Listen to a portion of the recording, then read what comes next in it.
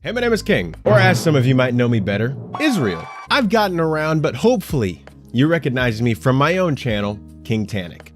There's a new show coming to the Burnettwork that I think is pretty exciting. Welcome to the Otaku Experience, hosted by yours truly. There is going to be a weekly series where we dive into the news and the world of anime, manga, and whatever the heck else Japan has to offer us. The show will be pre-recorded and premiere on Thursdays at 2 p.m. Pacific Time or 5 p.m. Eastern right here on the Burnettwork YouTube channel.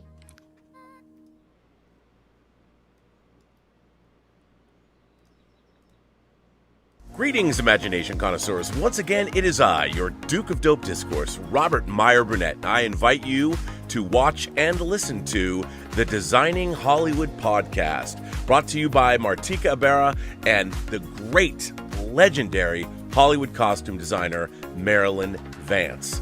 I am afforded the wonderful opportunity of co-hosting the show. If you are interested in the magic of Hollywood, the design of Hollywood, the clothes of Hollywood, watch the Designing Hollywood podcast, available wherever you get your podcasts from, or find the video version on YouTube. That's right, the Designing Hollywood podcast. Why would you ever want to miss it? Especially if you love the movies.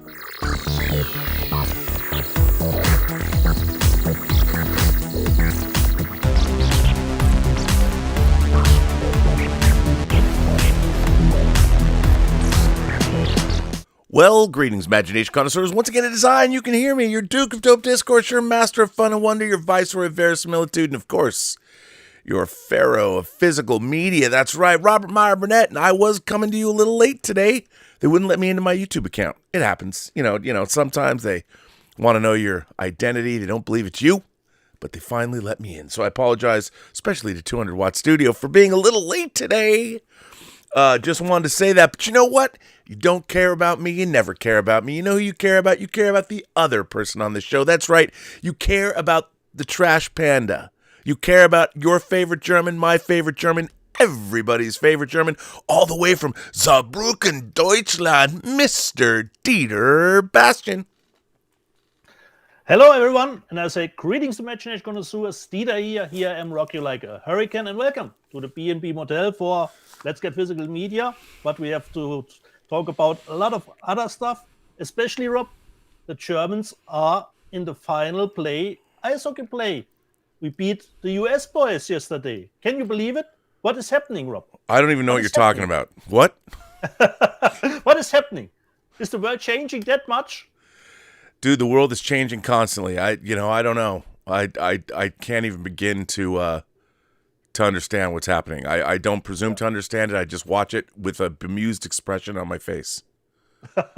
And we're playing Canada right now as we are doing our show. And we will keep an eye on the live chat if they will keep us apprised about the standing of the last game of ice hockey. You know, we always divert to something which we normally don't talk about it. Yeah, I mean, I don't know what ice hockey has to do with physical media, but it doesn't matter because that's what kind of a show this is. That's what we do here. You just never know what's going to happen. Always over the years were great hockey movies, I would say. You know, I like sports movies. I'm a big sports movie fan. You know what else I'm a fan of? Adrian Lyne's 1990 movie, Jacob's Ladder, and Lana Ewan reviews it this week. Very excited about that. You know, she apologized. She gets the names wrong. It's Adrian Lyne, not Abe. It's okay. The review's still great. And great to see her. And I love her reviews. I love her show.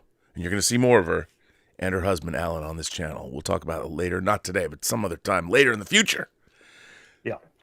Because there was a lot of stuff happening this week. We got the switch from HBO Max to Max, Rob, and I was very fearful of that, Rob, because of the VPN I use, and I can't use the Google Play Store on the NVIDIA Shield to get the new app.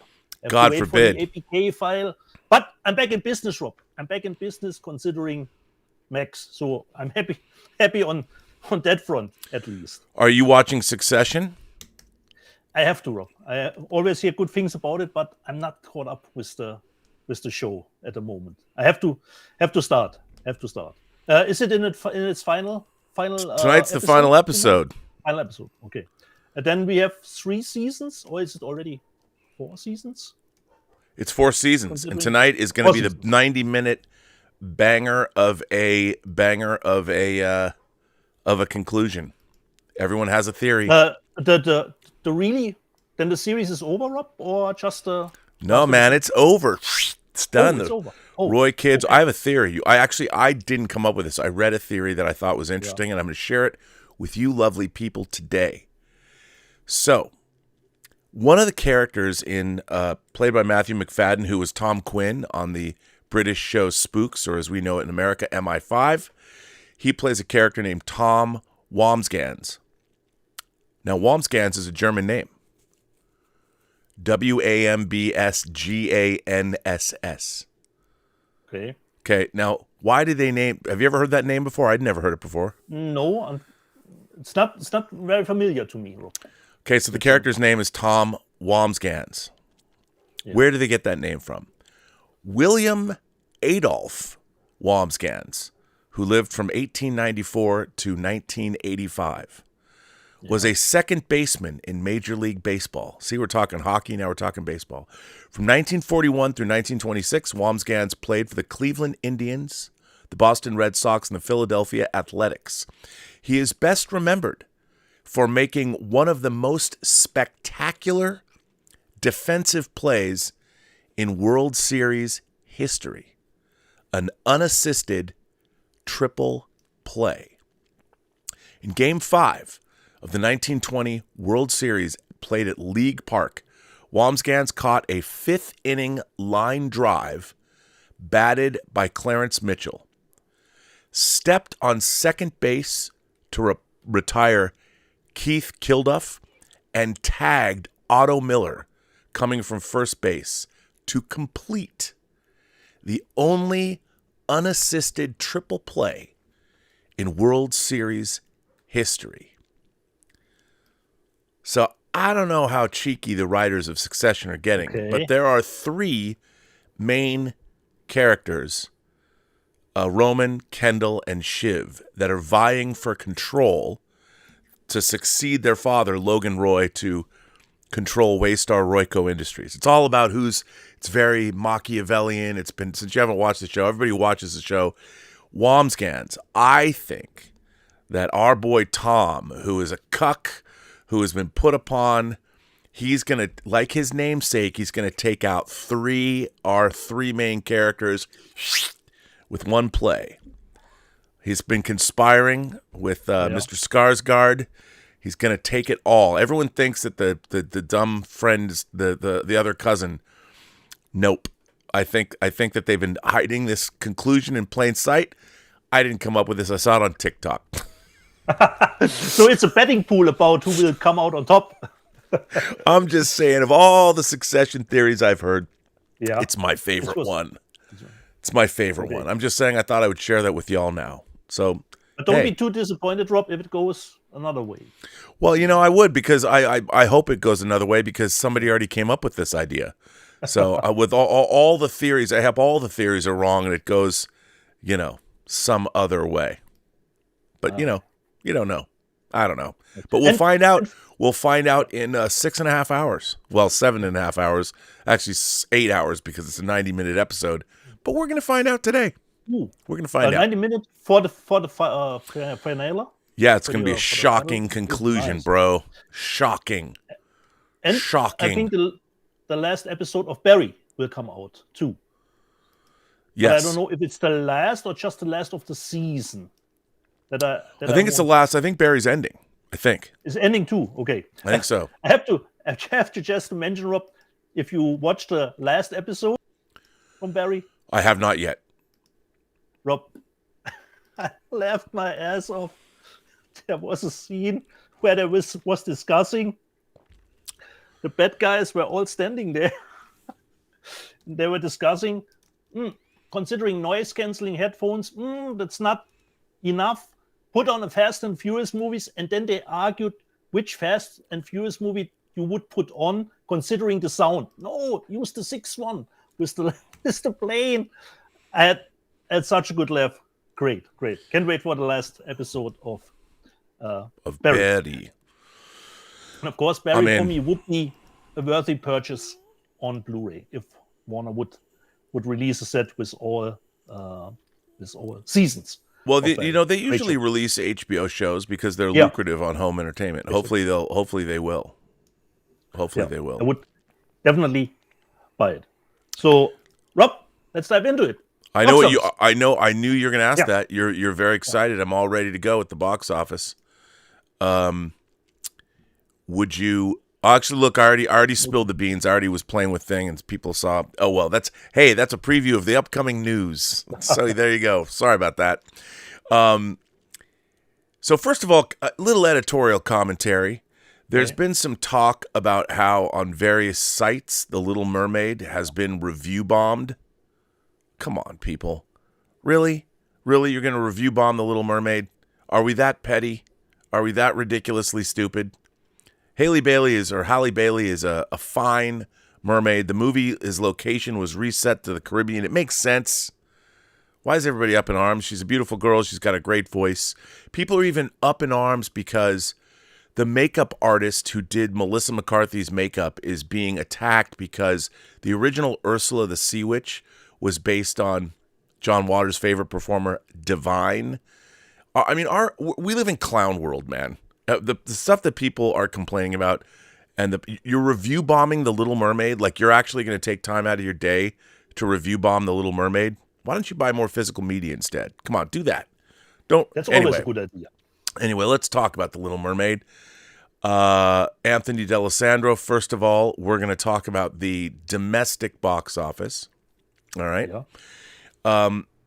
According to industry estimates, The Little Mermaid pulled in $30 million Saturday, which was the same amount of money Disney's Aladdin pulled in on its Saturday over Memorial Day weekend, with a revised outlook for a Rob Marshall-directed musical at $95.5 million over 3 days and $117.5 over 4 days per Disney. Despite the easing of grosses, that's not a bad thing. This just happens to be when the industry projects out a 4-day weekend. Rivals still see the movie doing between $120 million and $123 million, and it would not be shocking to see The Little Mermaid resurfacing to that range, which is closer to its earlier week opening prediction. We'll see how much a boost Sunday and Monday can bring. Aladdin wound up doing another $30 million on its Sunday and $25.3 million Memorial Day weekend Monday, for $116.8 million for a 4-day start. By the way, I just want to point out that in Aladdin, Will Smith took over from Robin Williams as the genie, but because the genie was blue, no one seemed to have a problem or were screaming racial swapping of the characters, which is ridiculous, to be honest. Will Smith was a fine genie. He did something different from Robin Williams. And I would say, a genie is a blue genie, not a real creature. A mermaid, not a real creature, fantasy character. And mermaids, like human beings, I know for a fact that depending on where mermaids are on the earth, like, if you have mermaids that are like close to, say, the Philippines, they're Asian mermaids. And if you have, I've seen the movie The Lure, so if you find mermaids from the North Atlantic, they're more white. Now, if you have Caribbean, if you have, they're multi-ethnic. There's Creole mermaids. I know, because I've met them. I might have, spent a couple of nights or two with the mermaid. I'm not going to say. I'm just telling you, people, that there is no one ethnicity for mermaids. There's only one race of mermaids, but there's different ethnicities. And if you like The Little Mermaid, might I suggest the Criterion Blu-ray of the Polish mermaid horror musical, The Lure. It has songs just like The Little Mermaid, but it also has bloodletting and death. And you should watch it. And you'll learn more about the different ethnicities of mermaids. So if you're mad about the fact that the Little Mermaid was relocated to a different part of the world, you can go watch the Polish mermaid musical, The Lure, and you can see white mermaids, if that's your thing.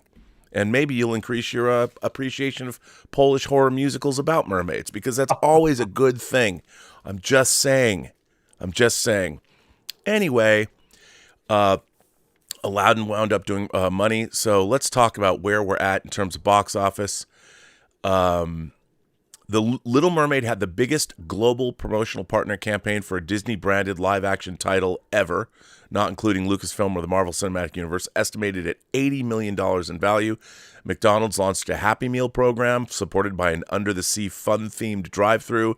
HSN and Disney teamed up with Regal to launch the first shoppable augmented reality experience of its kind for a collectible ticket. Mattel broke new ground with its manufacturing to create doll hair that depicts Ariels. The item was so hot that social pre-sales drops sold out within 24 hours and was ranked a #1 bestseller in dolls across various retailers. So Little Mermaid's doing just fine. Fast X took in another, probably it's estimated, $28.6 million for a total of $113.6 million domestic. Not doing well. Fast X is not doing well domestically. Guardians of the Galaxy for a $350 million price tag, but we'll talk about the international in a minute. Guardians of the Galaxy took in $26.6 million in its third weekend, and that's more money. Well, it's almost as much money as Fast X took in its second weekend. Costs a lot less. So Guardians has made $306 million domestic. Super Mario Brothers is taking in another $8 million for a domestic total of $560.6 million. And Sony's The Machine, the comedy film, was going to take in $5.8 for the weekend. And About My Father, $5.5 million this weekend. Kandahar, the Gerard Butler movie, $3 million. A movie called You Hurt My Feelings, $1.76 million. At number 9, Evil Dead Rise, ups to $66.4 million total. Book Club, The Next Chapter, is at a total of $16.3 million. So there you go. Now let's take a look at the box office internationally. Which will be perhaps a switch between Mermaid and Fast and the Furious, considering the intake. So here we go. Disney's live-action take on The Little Mermaid is doing swimmingly at the domestic box office, with a 3-day opening projection of $117 million, which is great. And the international box office is $68.3 million. So the movie's going to gross a total through Sunday, this is only 3 days, of $163.8 million. The offshore launch is lower than hoped for coming into the frame, but it bears noting that there was something fishy going on in overseas markets with so-called review bombing in areas such as France, Korea, Germany, and beyond. While the Rob Marshall-directed update has a 95% verified audience score on Rotten Tomatoes, film ratings websites overseas, including IMDb in the UK, Brazil, and Mexico, as well as Allociné in France, posted advisories during the rollout when negative user reviews appeared in questionable abundance. As we noted in our global preview, The Little Mermaid was expected to be more of a domestic play at the outset. However, it's fairly astonishing to see these overseas reactions, largely believed to be led by internet trolls. In France, where The Little Mermaid launched on Wednesday, Allociné wrote, "We are currently observing an unusual distribution of scores which demand the need for caution. We encourage you to make up your own mind about the film. While not unprecedented, this is a rare move. To be fair, critics at some respected outlets, including Liberation, Premiere, and Les Inrecuptibles, did not like the movie, giving it just 1 star. On IMDb, a warning reads, "Our rating mechanism has detected unusual voting activity on the site. To preserve the reliability of our rating system, an alternate weighting calculation has been applied. That note appears on the U.S. and in Canadian sites, as well as those for the UK, Brazil, and Mexico." In Germany, Movie Pilot showed a rating of 7 out of 10 before The Little Mermaid release, far lower than any comp title. Oh, pardon me, it's 0.7 out of 10. 0.7 out of 10. 0.7. Yeah, traction increased throughout the weekend, moving up to a 5 rating, 5 out of 10. Some gripes have been about the murky lighting or even just the why of it all when remaking a classic. In some pockets of the world, there has sadly been racially tinged commentary. Korea's SBS News reported heading into the weekend that the film had been subject to ratings terrorism.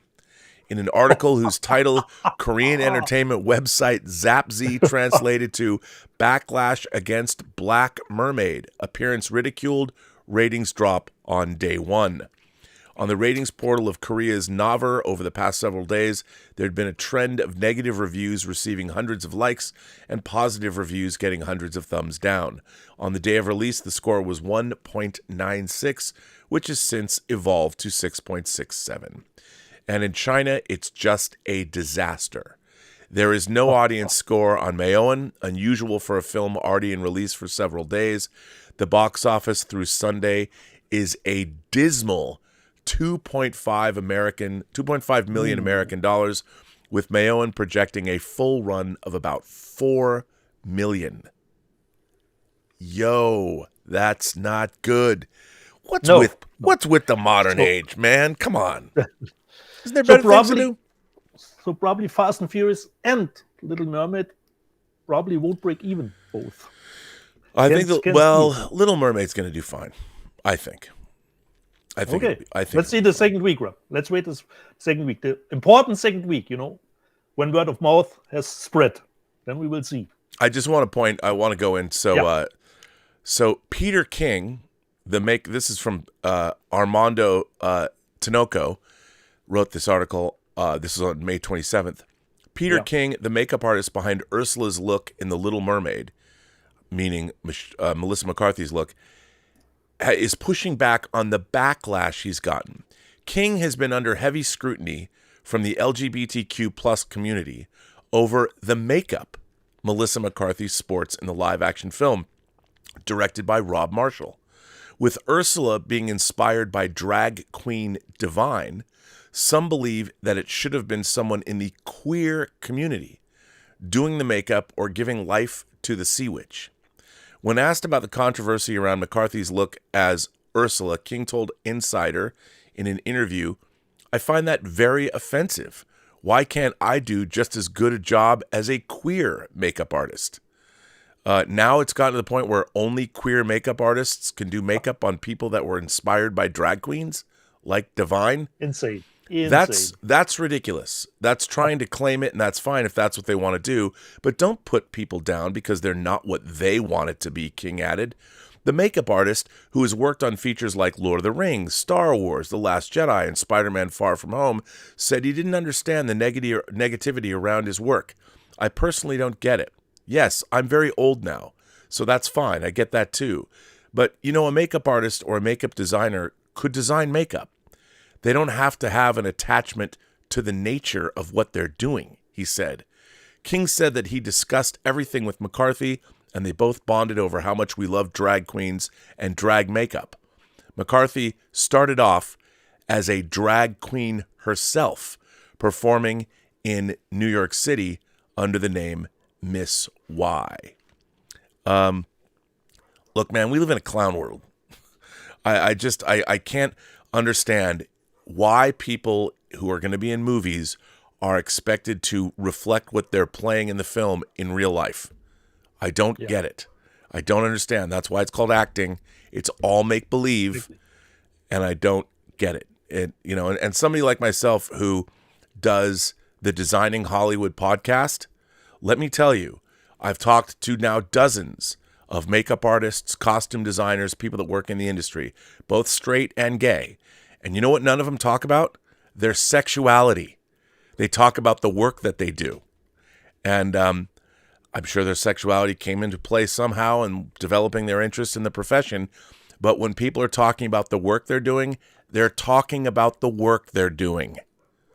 And just a little editorial, it's really getting to the point where, I think activists are slitting their own throats because they're going too far and they're attacking allies. They're attacking people in, I don't know, what are they trying to satisfy?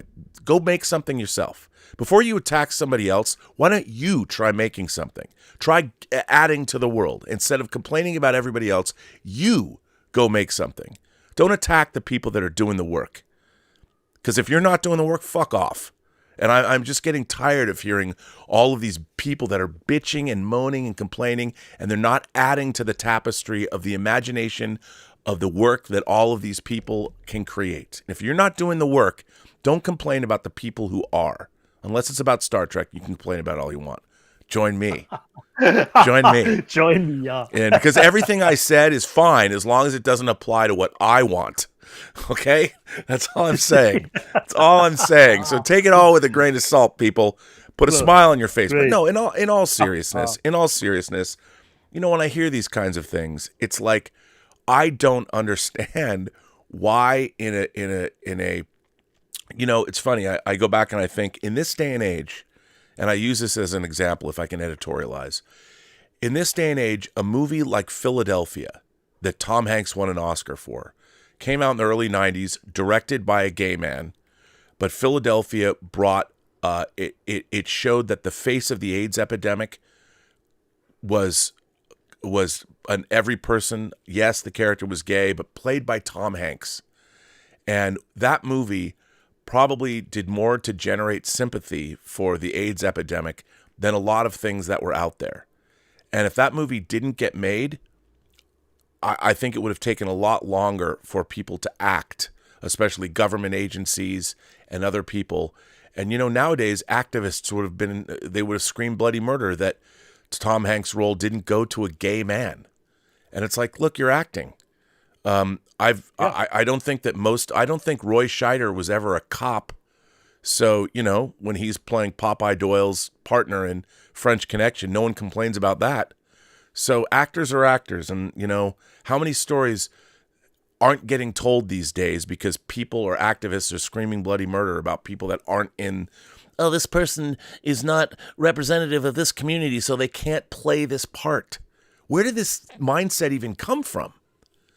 I don't understand. It's acting. It's make-believe. If the story's great and it's convincing, anybody should be allowed to play whatever role they want. Now, I understand, you know, within reason. I mean, if you're trying to depict somebody with historical accuracy, I can understand that you would want somebody that vaguely resembled the character because you're trying to create verisimilitude on screen. So, you know, but nobody complained when Morgan Freeman played the character of Red in The Shawshank Redemption. In Stephen King's original story, Red was a white Irishman.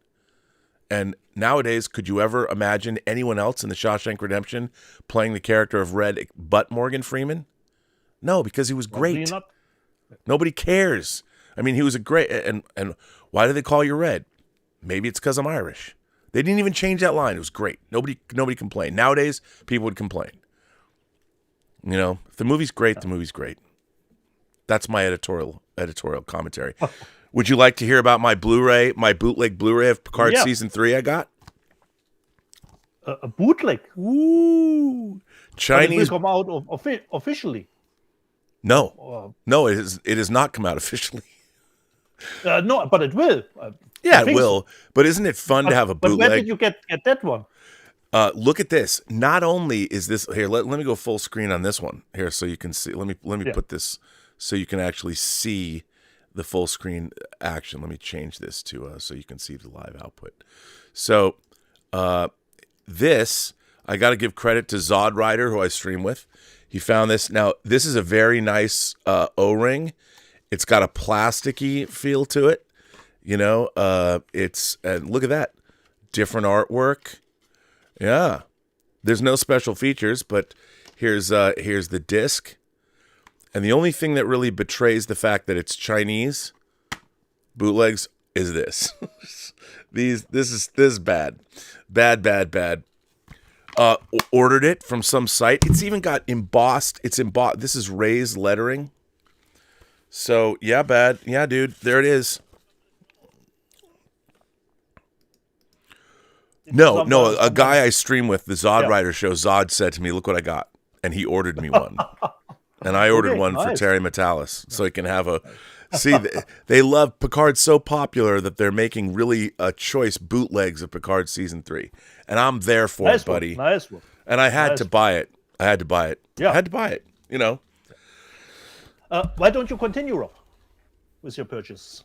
Look what I got from... Now, believe it or not, Mill Creek and Walmart, dude. I got this from Walmart. Nice. This is the Miami Vice Steelbook. Now, this is not 4K. I don't think the movie will ever be 4K because it was shot on video. I mean, shot with the Viper cameras, I think. But what's interesting about this, first of all, I love the steelbook. It's got the main artwork on the back. But I love this steelbook because for the very first time, we've only had the director's cut of this on home video. And a lot of people don't like I like the director's cut because it begins with the boat chase, but the original theatrical version just dropped you in the middle of the club with Linkin Park and Jay-Z singing Numb. And people dig that. But so now I love this movie. I love this movie a lot more than a lot of people do, but I love this movie. Does it come with both versions now? Yes. Okay. Yes, it does. It has both versions.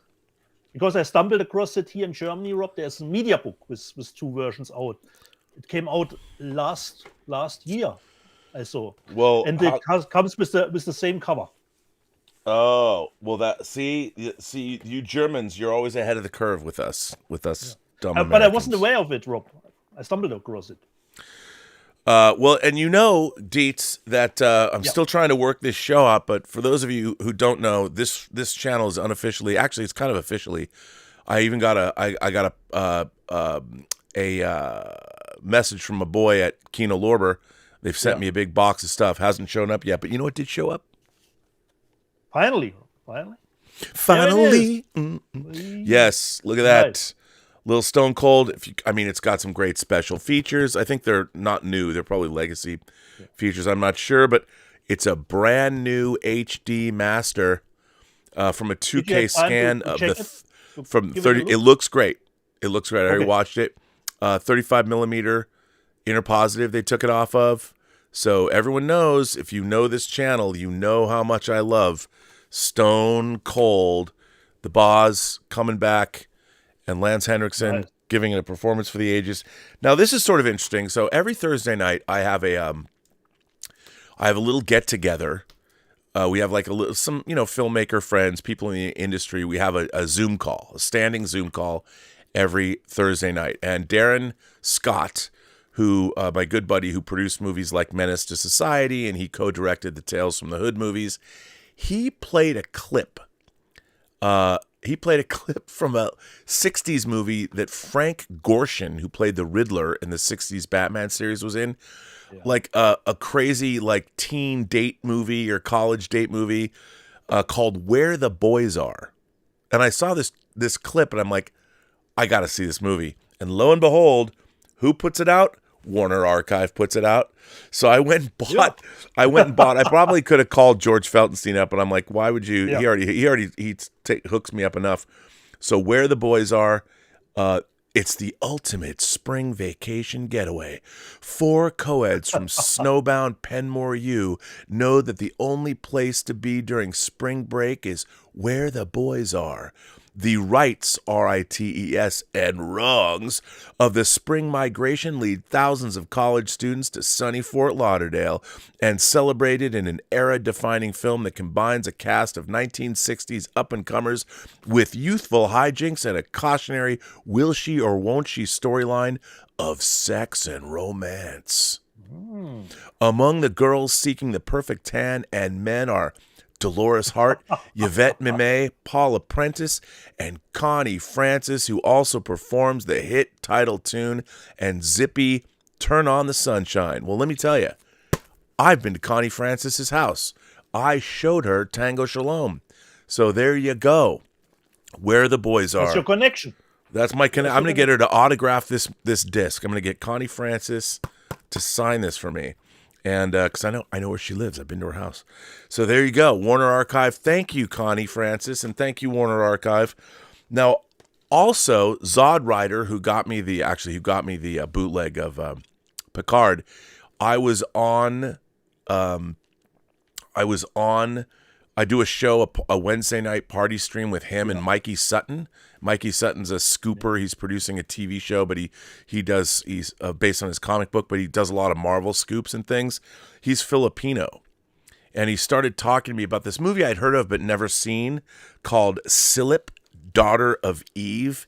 He's like, it's totally raunchy. It's got lots of sex in it and nude Filipino girls. And I'm like, well, I'm in. Count me in. So this comes from Mondo Macabro, The Wild Side of World Cinema. This is from 1986, so I got this because, you know, Nice. I like exploitation. And while I was looking to see if this was on disc, I also came across this from Scorpion releasing the Dutch Sex Wave Collection, which I think is bush porn from the 60s and 70s. Yeah. You know how I love my bush porn, my international bush porn, and this has 4 different movies on it. And it's got a hell of a lot of special features, including Martin Scorsese is on this disc and is interviewed about some of these films. So I figured, okay, well, you know, 4 movies, Scorpio Films, the Dutch Sex Wave Collection. You know, it's not like I can watch this in the media room. I have to sit this and I have to watch this in the observatory where nobody knows I'm watching it, I think. That's how our purchases go, Rob. We order something and then on the bottom line, what's this? You know? That's what I found out. So this has Obsessions, Frank and Eva, Blue Movie, and My Nights with Susan, Sandra, Olga, and Julie. Come on. Who wouldn't want this? But it's chock-a-block full, and it comes from Cult Epics. So there you go. Region free and DTS sound. I guess these have all been quite well done. And then I have to say, to add to this, and this is the first half of what I get, and I'll show the rest later. Yeah. But there's a movie called Femina Ridens that I've only seen like once, and I always play this clip. Stelvio Cipriani did the score, and there's a piece of music called Sophisticated Shake, and I always play the clip because I love the piece of music, and I love Stelvio Cipriani. He's an Italian composer from like the 60s and 70s, and I realized that I didn't own Femina Ridens or The Laughing Woman. And when I'm buying the Dutch Sex Wave Collection and Silip and all that, I'm like, I have to see if The Laughing Woman is even on Blu-ray. And lo and behold, just like Mondo Macabro's Silip, look at this. I also got The Laughing Woman on Blu-ray. Dagmar Lysander. If you haven't seen this movie, it's a great 60s pop art, softcore, bush porn, domination. This movie's great, and it has a great soundtrack, and now I own it. So there you go. That's the first half. Same label. It was from the same label. Same label. They Nice. bring the filthy. They bring that exploitation, sexual, you know, what you don't get enough of. So there you go. That's half of what I got. I have a more respectable, not that these weren't respectable, but you know what I mean? So there you go. So I would say I show something too, Rob, from my purchases. Yeah, this man, week. go right ahead. First week, I forgot last week because I already showed it, but David thought, well, I'll send you another one. He did send me a new copy of his book, Haley's Questions, where he did put a little signature in it for me, and it reads, to Dieter Bastian for support, humor, and German translation, David Kogel. So thanks, David, for the second edition of your book, Haley's Question. The first one I got, I think I read on Blu-ray.com, a little bit questionable transfer. The Italian Shop as a steelbook. Get in, get out, get even. Really That's what she said. We're looking forward to it, to watching the movie again. So 4K steelbook of The Italian Shop, the remake. Then the next one, Cat in the Bag, the first Cat in the Bag for today. A French movie called Streets of Fear. So hopefully it is as action-packed as the cover promises. So Streets of Fear says gangster thriller. All right. Hope it's good. Next one I watched yesterday. Really enjoyed it. I bought Creed 3. This is the German steelbook. Oh man, you got the latest. Okay, I have to say since yes indeed, great minds think alike. I did not get the steelbook, but I did get the But this is a great cover too, Rob. regular 4K. Yeah, I like this cover, but that's a great cover. Great cover. So there you go. I did get. Did I you really enjoy like it? Creed 3 a lot. Yeah, yeah. Thought it was really, really nicely done. And to be honest, I was not missing Sly in any shape Nope. or form from the movie. The next one, I already bought the English Blu-ray, which is of course Decision to Leave from Park Chan-wook, but I had to get the German media book Oh because it's man. not called Rob. Because it's not called Rob, Decision to Leave. It's called The Woman in the Fog. Die Frau im Nebel. The woman in the fog. Because Decision to Leave, Rob. What does that mean in Germany? Yeah, it doesn't mean anything. I don't know what it means. Even if the title was totally fitting for the movie and the story in it, Decision to Leave was really the perfect title. This is a media book which comes with the movie in. I really love this 4K. movie too. Yeah, me too. Park Chan-wook. I'm thinking about it, Rob. I don't think I was ever disappointed from any of his movies. No. Don't think that I would ever come out of it. This was mediocre. No, probably not. Great movie. Decision to Leave, or as we call it, Rob, The Woman in the Fog. The Woman in the Fog. Die Frau im Nebel. And it comes, I believe, Rob, with two different cover variations, but I liked this one a little bit more. So this was the first half of my purchases. Then I did send Rob a WhatsApp messages about the stuff that I've seen, and I was really surprised of how much I enjoyed the movie Welcome. Now it's funny because when you showed that last week, I didn't realize I've seen the trailer for this movie. Okay. You told me not to watch the trailer, but I'd seen as always. Once I realized it was the house and the creatures in the woods and all that. I was like, oh, because it looked really good. The trailer looked good to me, and by your endorsement, I'm like, okay, well now I'm going to find this movie. Yeah. And it Carmini is one of the actors. Right. Yep. And I was surprised, Rob, how gruesome the movie is. It's way more brutal than I thought it would be. Nice. That's always a plus for us. Yes. And it has a nice combination of practical and visual effects. The only drawback that you would think is the house looks totally like a studio set.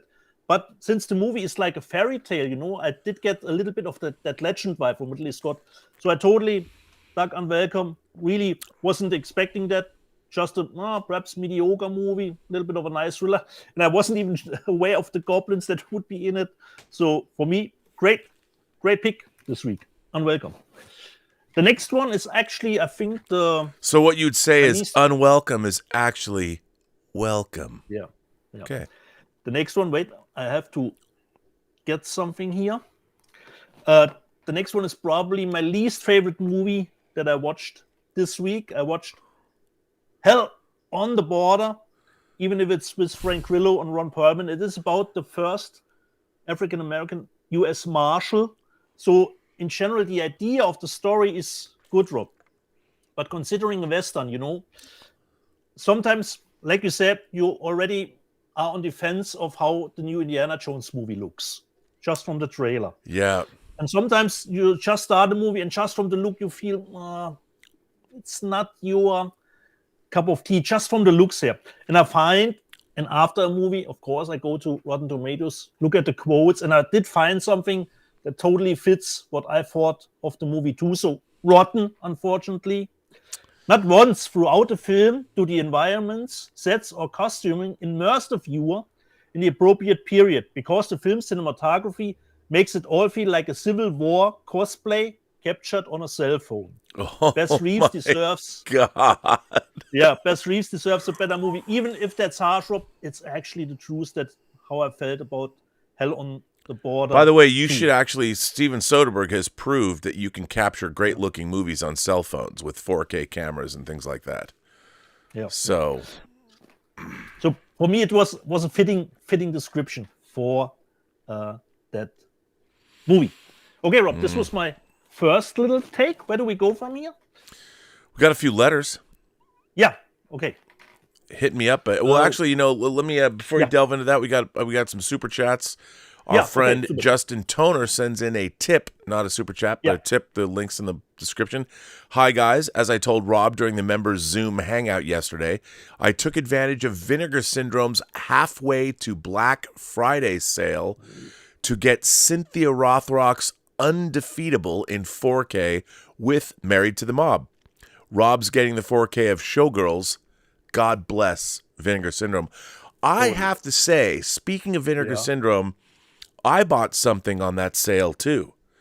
And it was something that I wasn't aware of that they had up. And I'll tell you what it is. It sounds, because I had already bought Showgirls, A Blade in the Dark, and The Boogeyman. Yeah. I bought those when they first went up. But there was something really, really interesting that I had never heard of. And, you know, I love Eastern Bloc movies. You know, there's a lot of Eastern Bloc science fiction because, you know, the Russians and there's a lot of great stuff, science fiction that we've never seen in the United States. So I'm always looking for weird, like Eastern Bloc sci-fi, whatever. And they had this up for sale that honestly I'd never heard of. Piotr Zulkin's Apocalypse Tetralogy.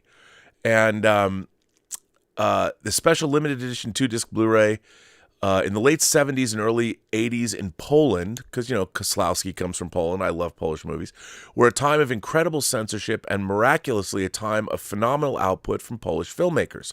Often overshadowed on the world stage by his peers, Piotr Zulkin was a visionary pioneer in the dystopian sci-fi genre. Presented here are the 4 films that comprise Zulkin's Apocalypse Tetralogy, originally released between 1980 and 1986, arguably the busiest period for the scissors of Polish censors.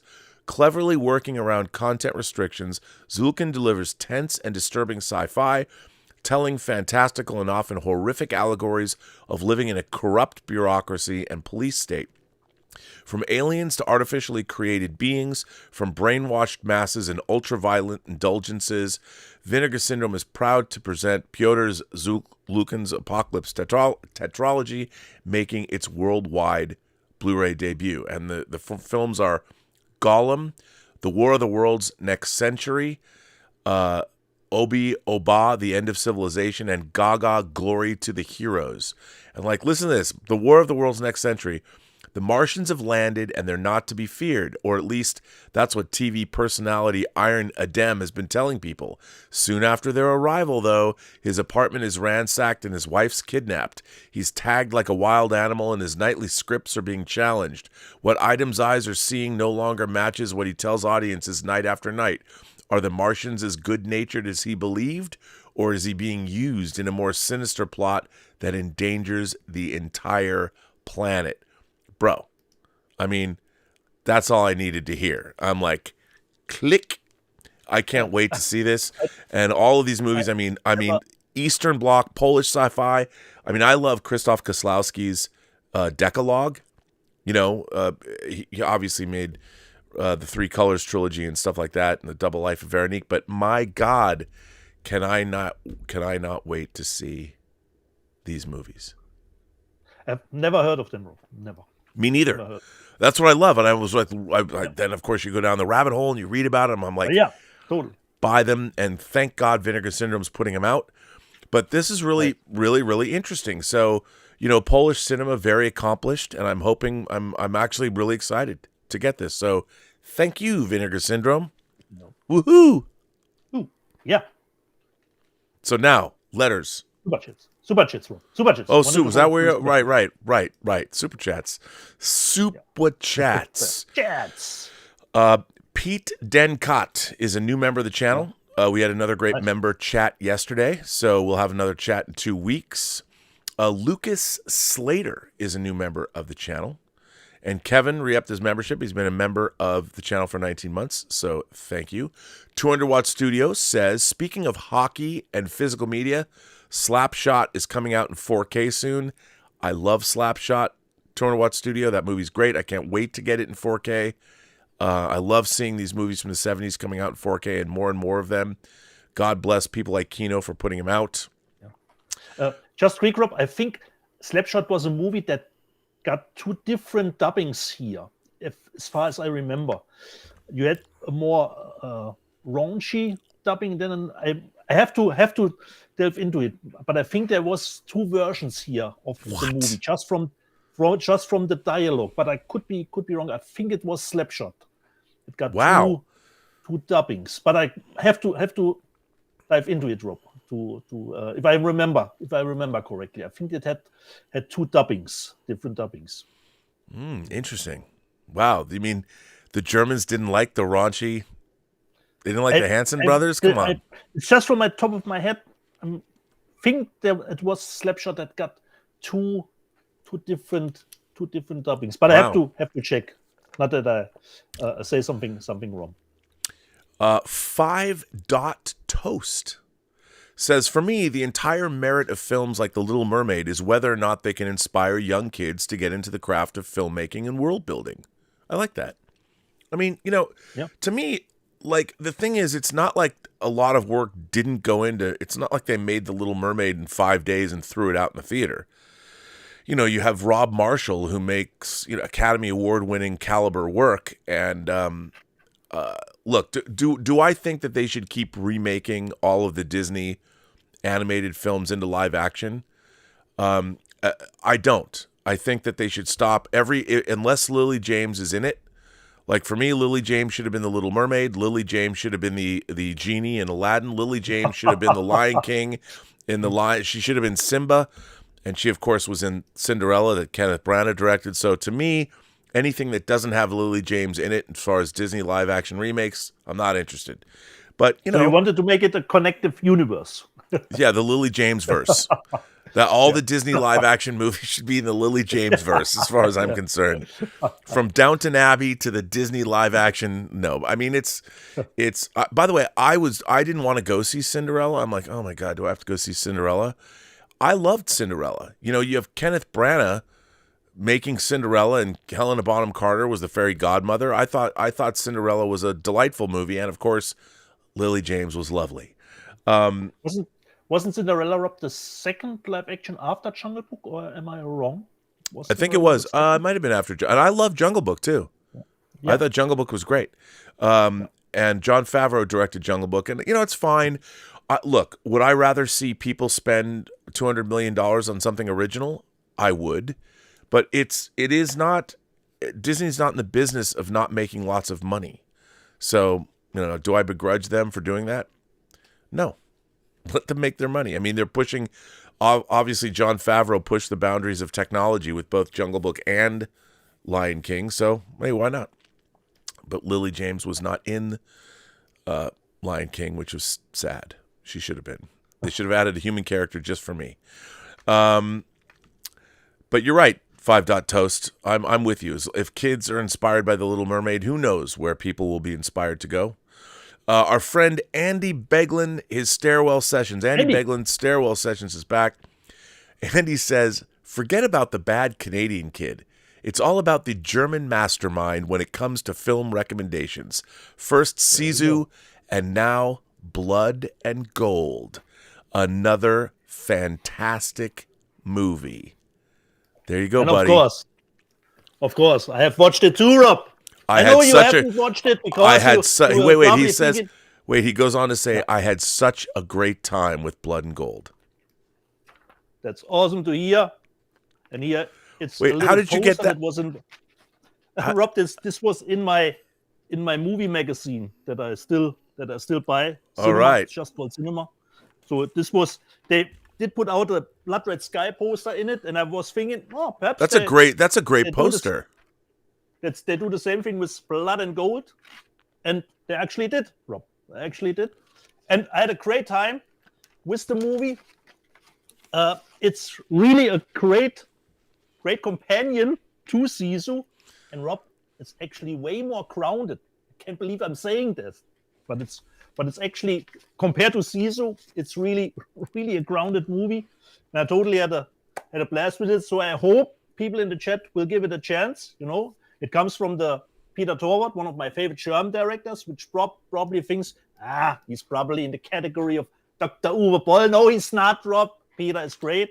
He did, of course, Blood Red Sky for Netflix. And, of course, his cult classic Bang Boom Bang that even Rob has in his physical media collection, on his steelbook. As a steelbook, Rob. As a steelbook, correct. And Blood and Gold was really nice one. Nice cinematography, nice sound, great action. It's not perhaps as splattery as some people would say or think, but it was totally worth it. Totally worth it. Just 100 minutes, no fat on the movie. And I even enjoyed it way more than Blood Red Sky, because I was very happy that Blood Red Sky did get great reviews, because I wasn't the biggest fan of it. I enjoyed it, but I was happy that the international reviews were actually better considering Blood Red Sky. And I would think that Netflix was happy too, so Peter could do another one. And I would hope that he will do another one with blood in the title, so we could have a blood trilogy. That's another genre.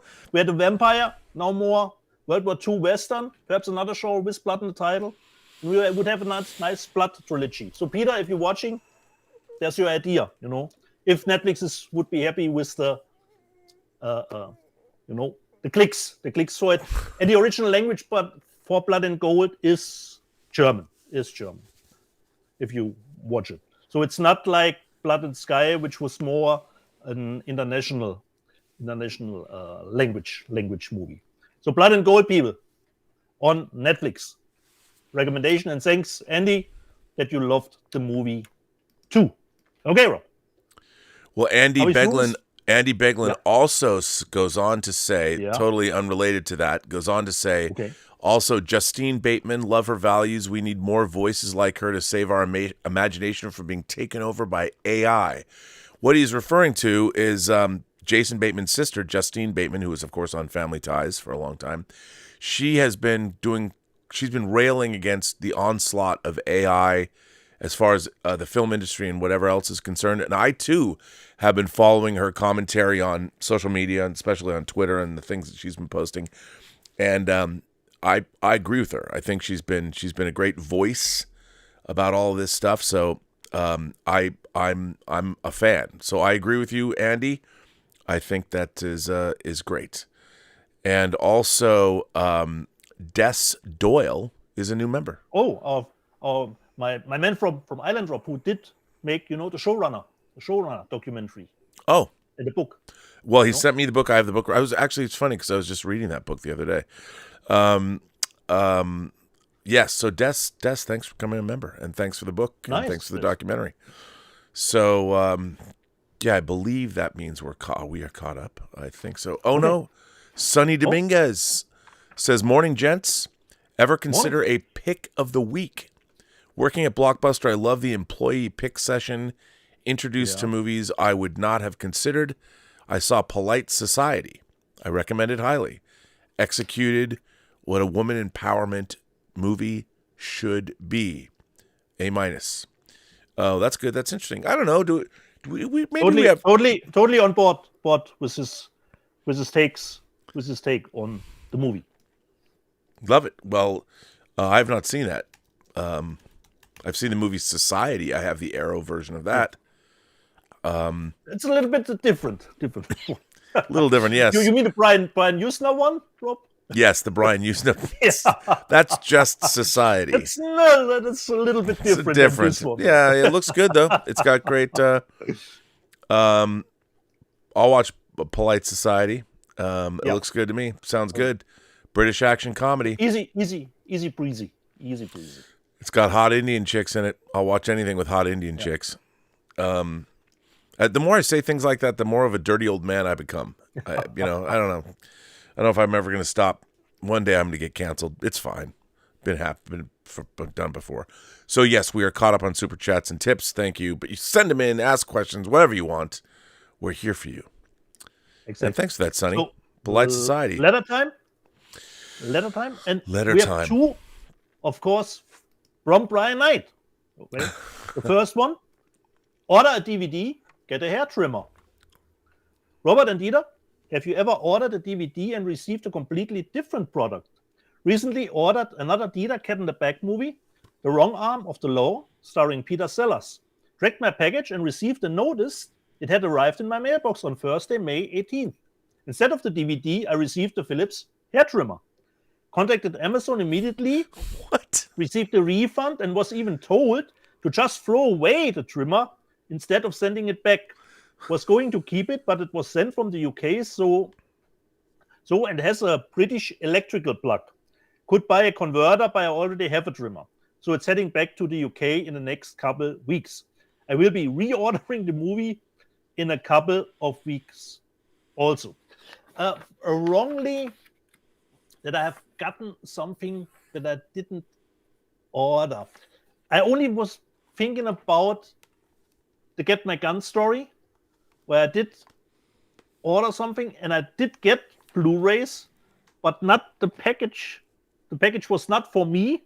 It was for someone different, but we both ordered the Get My Gun media book. But he ordered it 3 times. And thankfully, through Instagram, I found out who it was, and we switched the packages. So I did get mine, and he got his, because he did a little bit of the musical score in the movie. That's why he wanted all 3 media books, and he did get mine. But other than that, different stuff that I got. Rob, did you get anything that you didn't order in the mail at one point? Not recently, although there was a time, like I want to say 2 years ago, where there was some kind of weird Chinese scam going, where I used to just get boxes full of stuff that I didn't order at all. Just the most like rando hair care products or blow dryers or something. And I had read that people were getting sent things so they could up the order listings, and they made it look like products were being sold when they weren't. Some crazy thing. But for about 6 months at our old place in Pasadena, it became a funny thing. Like Elizabeth and I would open these boxes, like, what the hell? Always a surprise, Rob. And it was a surprise. And sometimes we would have to figure out, like, we didn't know what they were.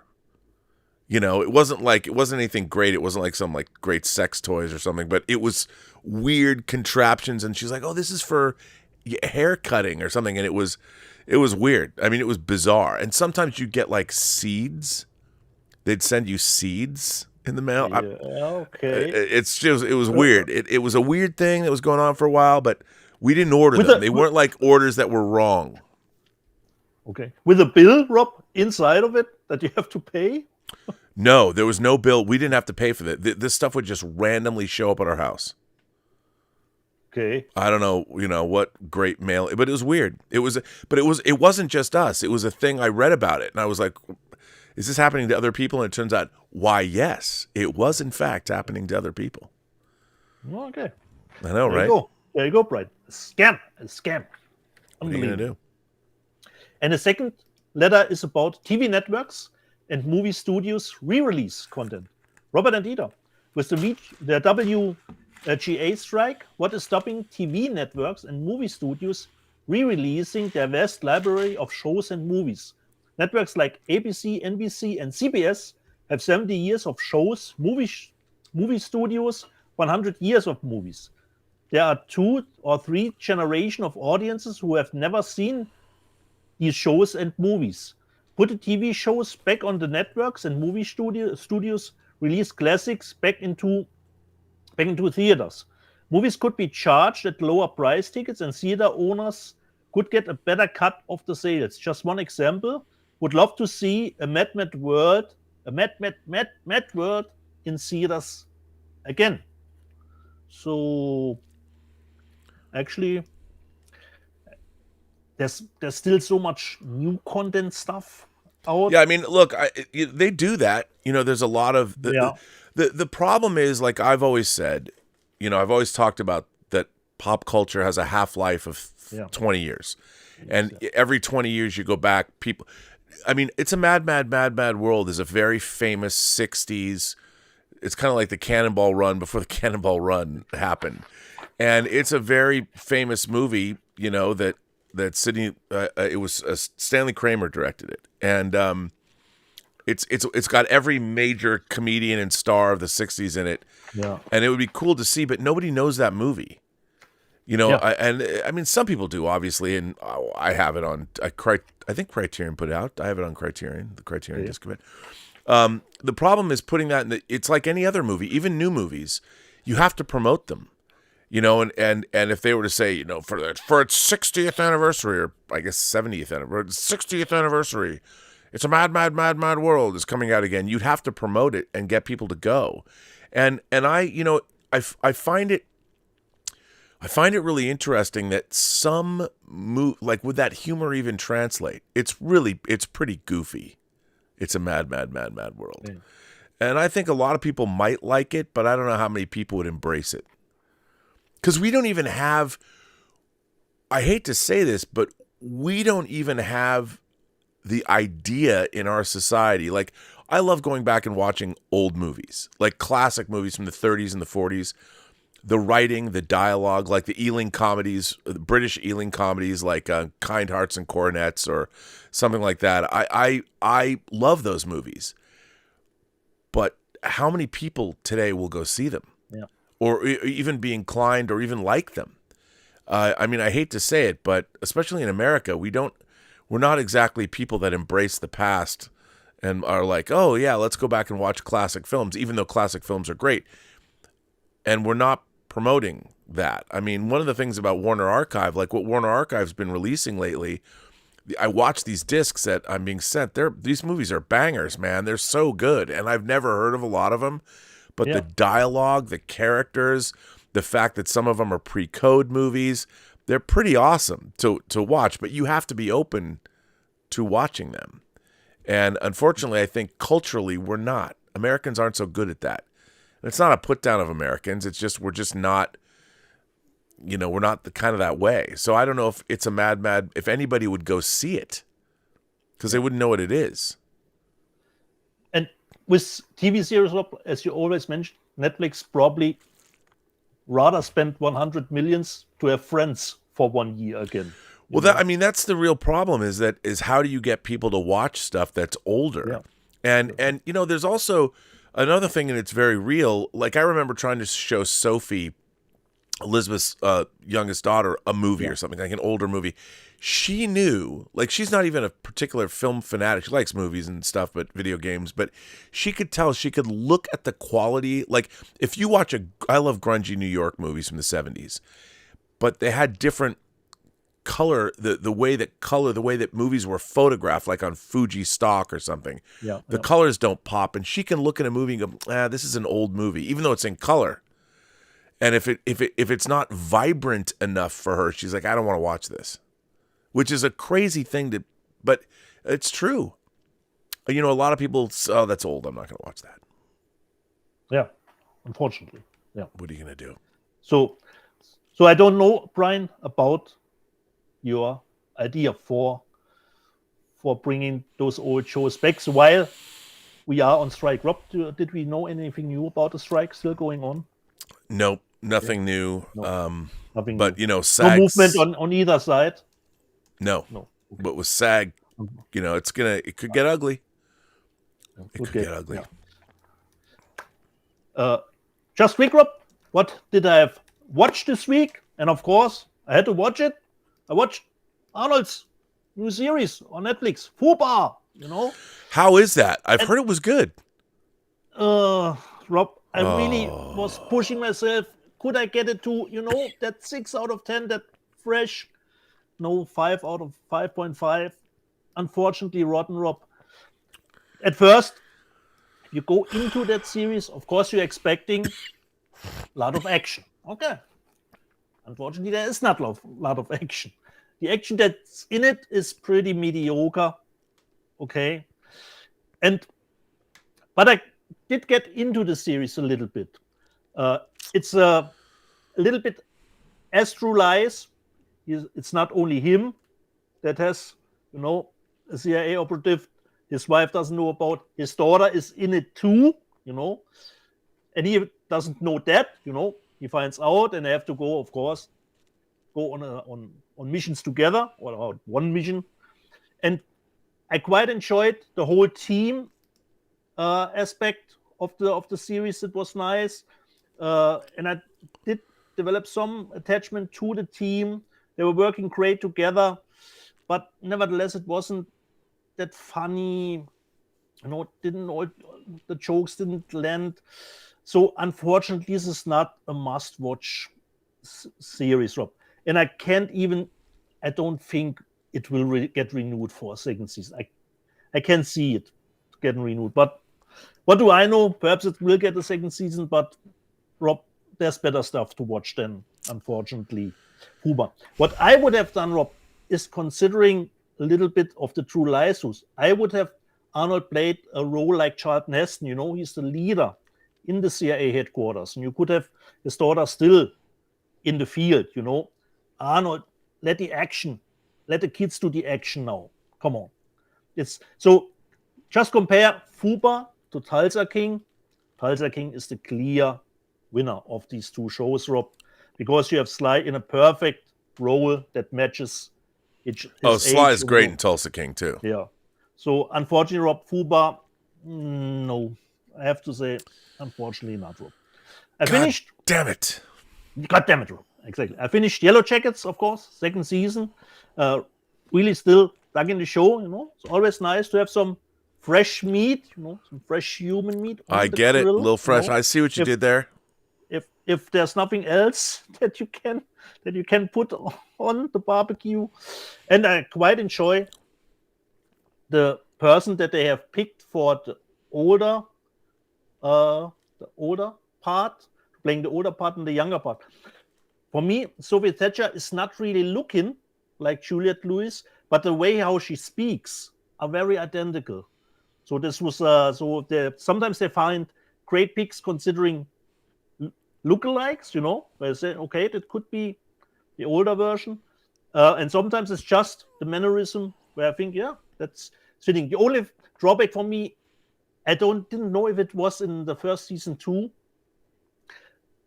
The cabin that they find to hide out in the woods is a studio set. Unfortunately, it looks like that. And I wasn't really having that feeling considering the first season. I don't know if it had changed for the second season, but I'm still on board with it when it will come together. But unfortunately, I think through the writer's strike, we will have to wait a long time for the third season because I don't think they have written anything. Next thing was a digital purchase for just interested me. The movie is called Rob Mellum, and it is from Antonio Di Blasi, if I say that correctly. Yeah, that's Rob. And I haven't seen a movie in a long time where I really had at least 3 jump scares during the movie. And it's not just through sound, not just through dynamic sound. So it was really a nice one. And I didn't know this is a remake of the movie that, let me just watch again. Antonio Di Blasi did 2014 called Last Shift. So he did remake his own movie. But this one has a bigger budget, It's about a young woman who has a shift, one of her first shifts in a police station. And her father worked at that police station too, but he went a little nuts, killed some people. So her colleagues are not very friendly to herself. And her dad was successful of bringing down a cult. And Rob, you like your cult stuff. I love my cults. Give me a cult. If it's a satanic cult, it's even better. Yeah. Do they worship Satan? And in that police station, there is still some cult stuff going on, but is she fantasizing it? Is it real? So really nice one. Mellum. It's called Mellum. All right. Well, that's exciting. Yeah. That was the stuff that I have seen this week. Well, that's good. I'm down with that. So Mellum, that's Mellum recommendation. Fuba, from my perspective, Rob. Spend your time otherwise. Unfortunately. Well, that is okay. It's kind of a bummer because I was looking forward to that. But what are you going to do, Rob? If you watch the first episode, you will get a feeling if you think it's worth your time. If you just watch the first episode for it. And I hear, Rob, Netflix has made Arnold the director of action or something like that. Some crazy stuff. Some title that he got from Netflix. Okay. Where do we go, Rob? Do we show stuff? Yeah, why not, dude? Okay. You want me to go? Now? You want to go? I could go. Okay. You know what I picked up? Because I think Shout Factory put this out, and I have the original. I got the remake of My Man Godfrey with David Niven. And I had to pick this up. And this has June Allison and David Niven. I like the original, and I've never seen this version. I realized I've never seen this version, so I wanted to get it, which I did. Now, and I've often said I'm not a Jane Campion fan. Her movies, The Piano, Power of the Dog, and all that. But you know what movie I did find interesting? And I had to get this one. It's so random. Her movie, In the Cut. Now, Mill Creek put this out. Jennifer Jason Leigh, Mark Ruffalo, and Meg Ryan. But this is the director's cut of In the Cut. So maybe there's more horniness in it. I want it to be horny, as Lana Ewan would say. So I picked this up because it was cheap, and why not? Give old Jane a second chance. And then I finally, I didn't care about the Steelbook. I had all the Marvel movies in Steelbooks, but after Thor: Love and Thunder, I'm like, I don't give a fuck. So I got Quantum Mania because I'm a completist. I'm not a fan. I had to get it. Got Quantum Mania. Didn't care about the Steelbook, so I just got the 4K, whatever. So I have it. I bought it out of obligation. Now, this is pretty cool. Now, I can't verify this yet, but I've heard that there might be a problem with the audio channels. Well, I don't know, but I really love these movies. Richard Lester's The 3 and The 4 Musketeers. These are the 4Ks. Again, Studio Canal did these. Richard Lester, who directed Superman 2 and, Beatles. I really love these films a lot. They were made together. This is kind of the template for how Superman 1 and 2 are supposed to get made. What a cast. Everybody's in this movie. Everybody are in these movies. I really liked these movies when I was growing up, and now I have them in 4K. I mean, Oliver Reed, Raquel Welch, Richard Chamberlain, Michael York, Frank Finlay, Geraldine Chaplin, Faye Dunaway, Charlton Heston. These are great movies. If you've never seen The 3 and 4 Musketeers, it's kind of like one movie, but these are great. So I got these from, I don't know, Neil Bolt was telling me that he was reading something is wrong with the audio. I don't know. I don't know if that's true or not. Studio Canal, I know sometimes can be iffy, but I had to have these, and so I picked these up, which was very exciting for me because I wanted them. Now, this is Coffee and Cake News. So this is something interesting. This, dude, I got a cat in the bag.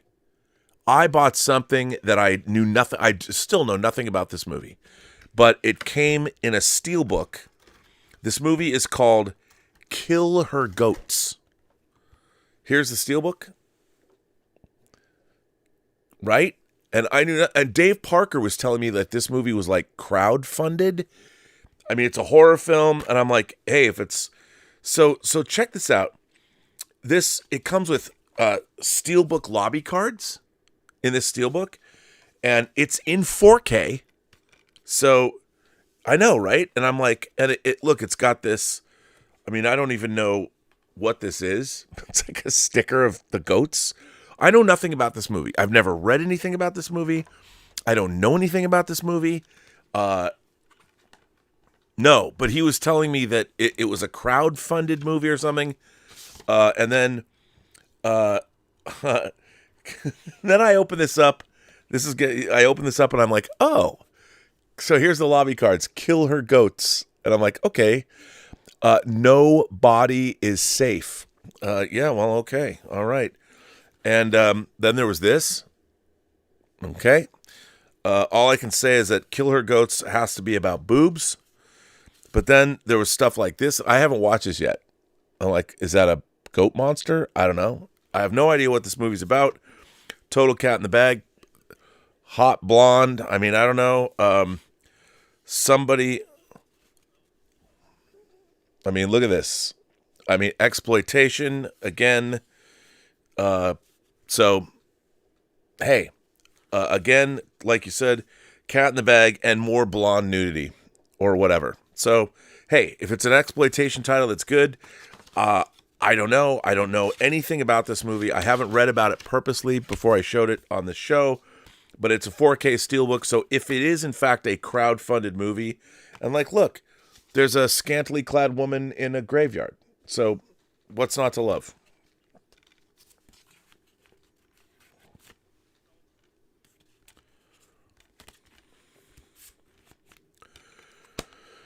Yeah, I will. I won't. I'm going to go in completely blind, and it's probably going to wind up being really disappointing, but hey, it's a great package. So good on these people.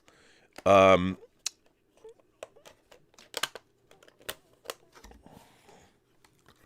I'm supporting filmmakers.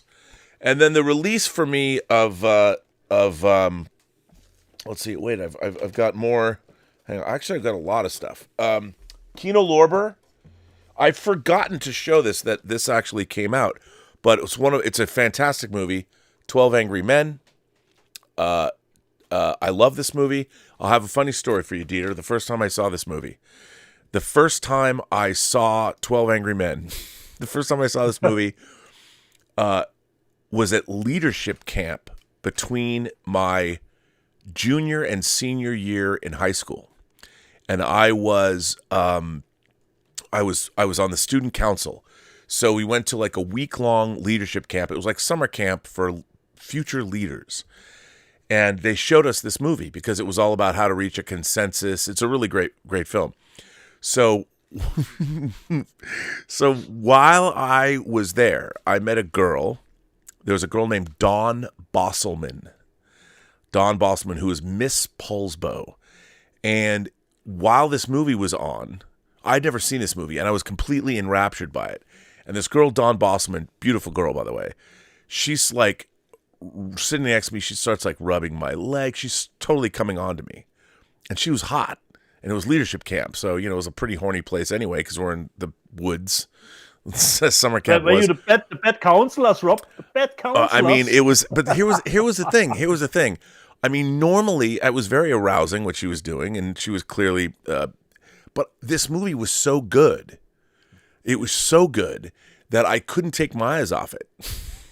So, and this is why I am not a fan. I never made out with girls in movie theaters. I couldn't do it because I was too into the movie. This movie, though, it was tough. Dawn Bosselman. There you go. So, Dawn, if you're out there, it wasn't you. It was me. Actually, it was Henry Fonda in 12 Angry Men. This is, of course, the new... this is a Dolby Vision Master, by the way. What's that? Nice. You wanted to know how Henry Fonda will convince the other people, Yeah, and it wasn't one... I mean, as much as I appreciated Dawn Bosselman's efforts on that behalf. And what's really interesting is at the time, I had not met my biological sister.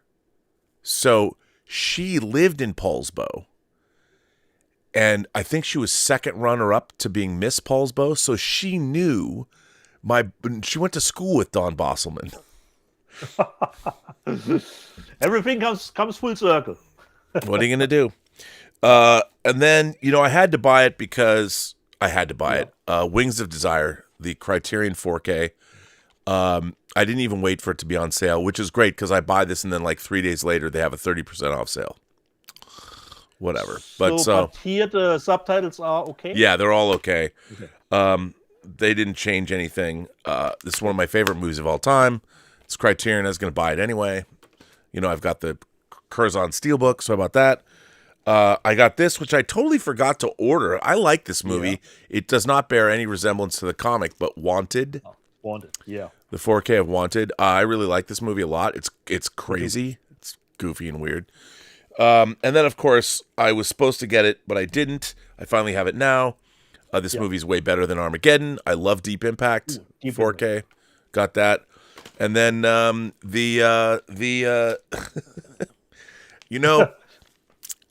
I love my lesbian vampire movies.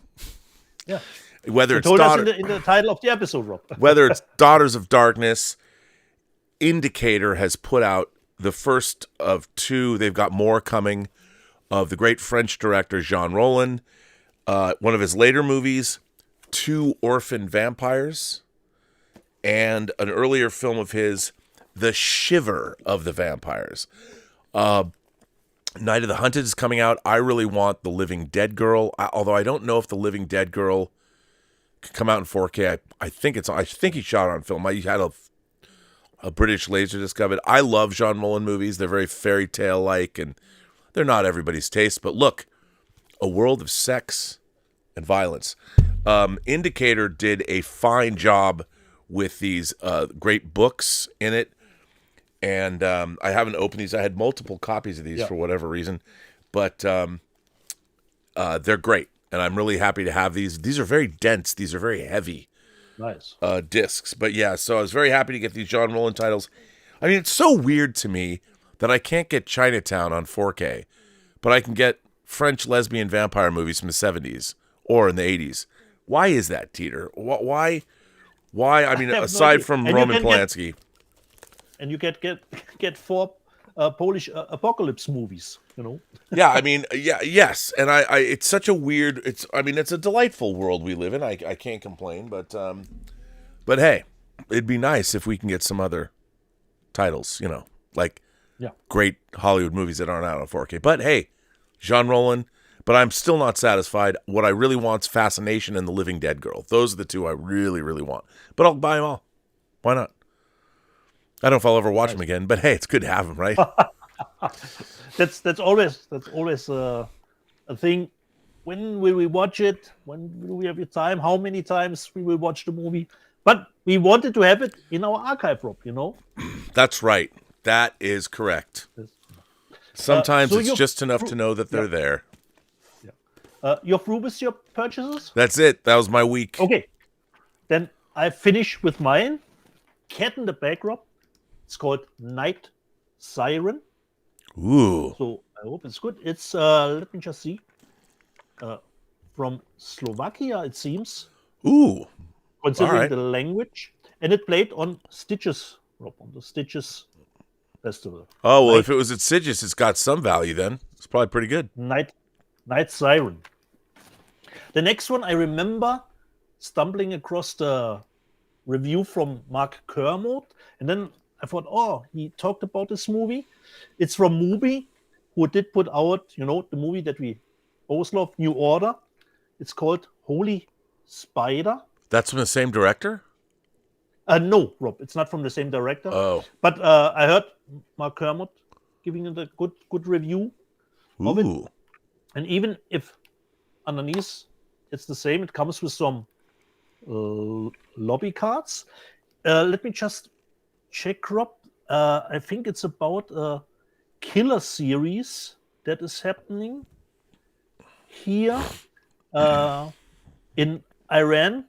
Most notorious serial killer, Rob. Ooh. That's what it's about. Holy Spider. I like Iranian movies. So 3.5 stars. Really looking forward. Wow, okay. Okay, I got to get this. Holy Spider.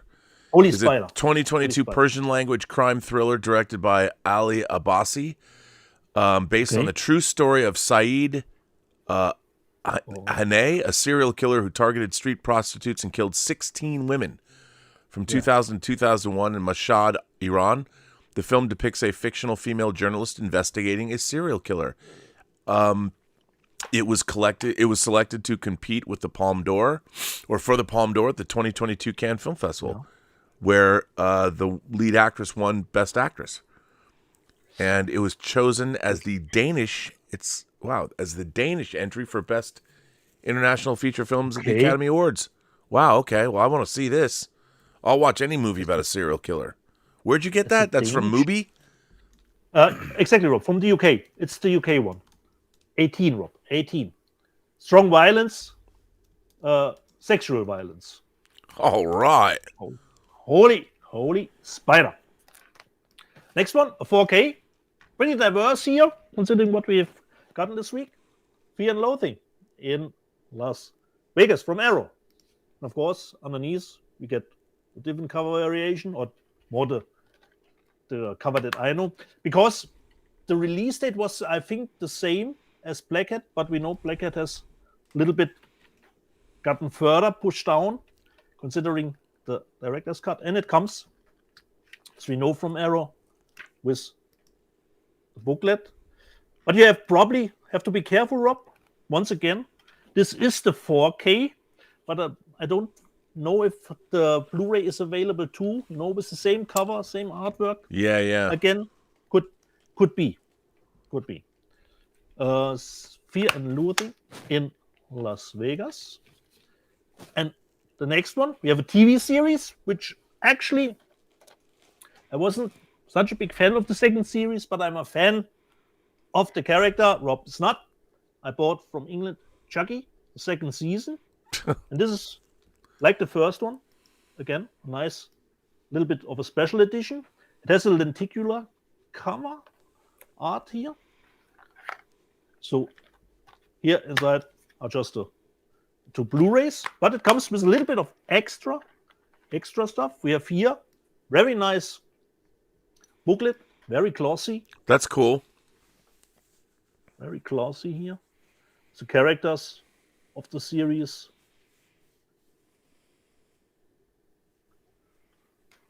And some nice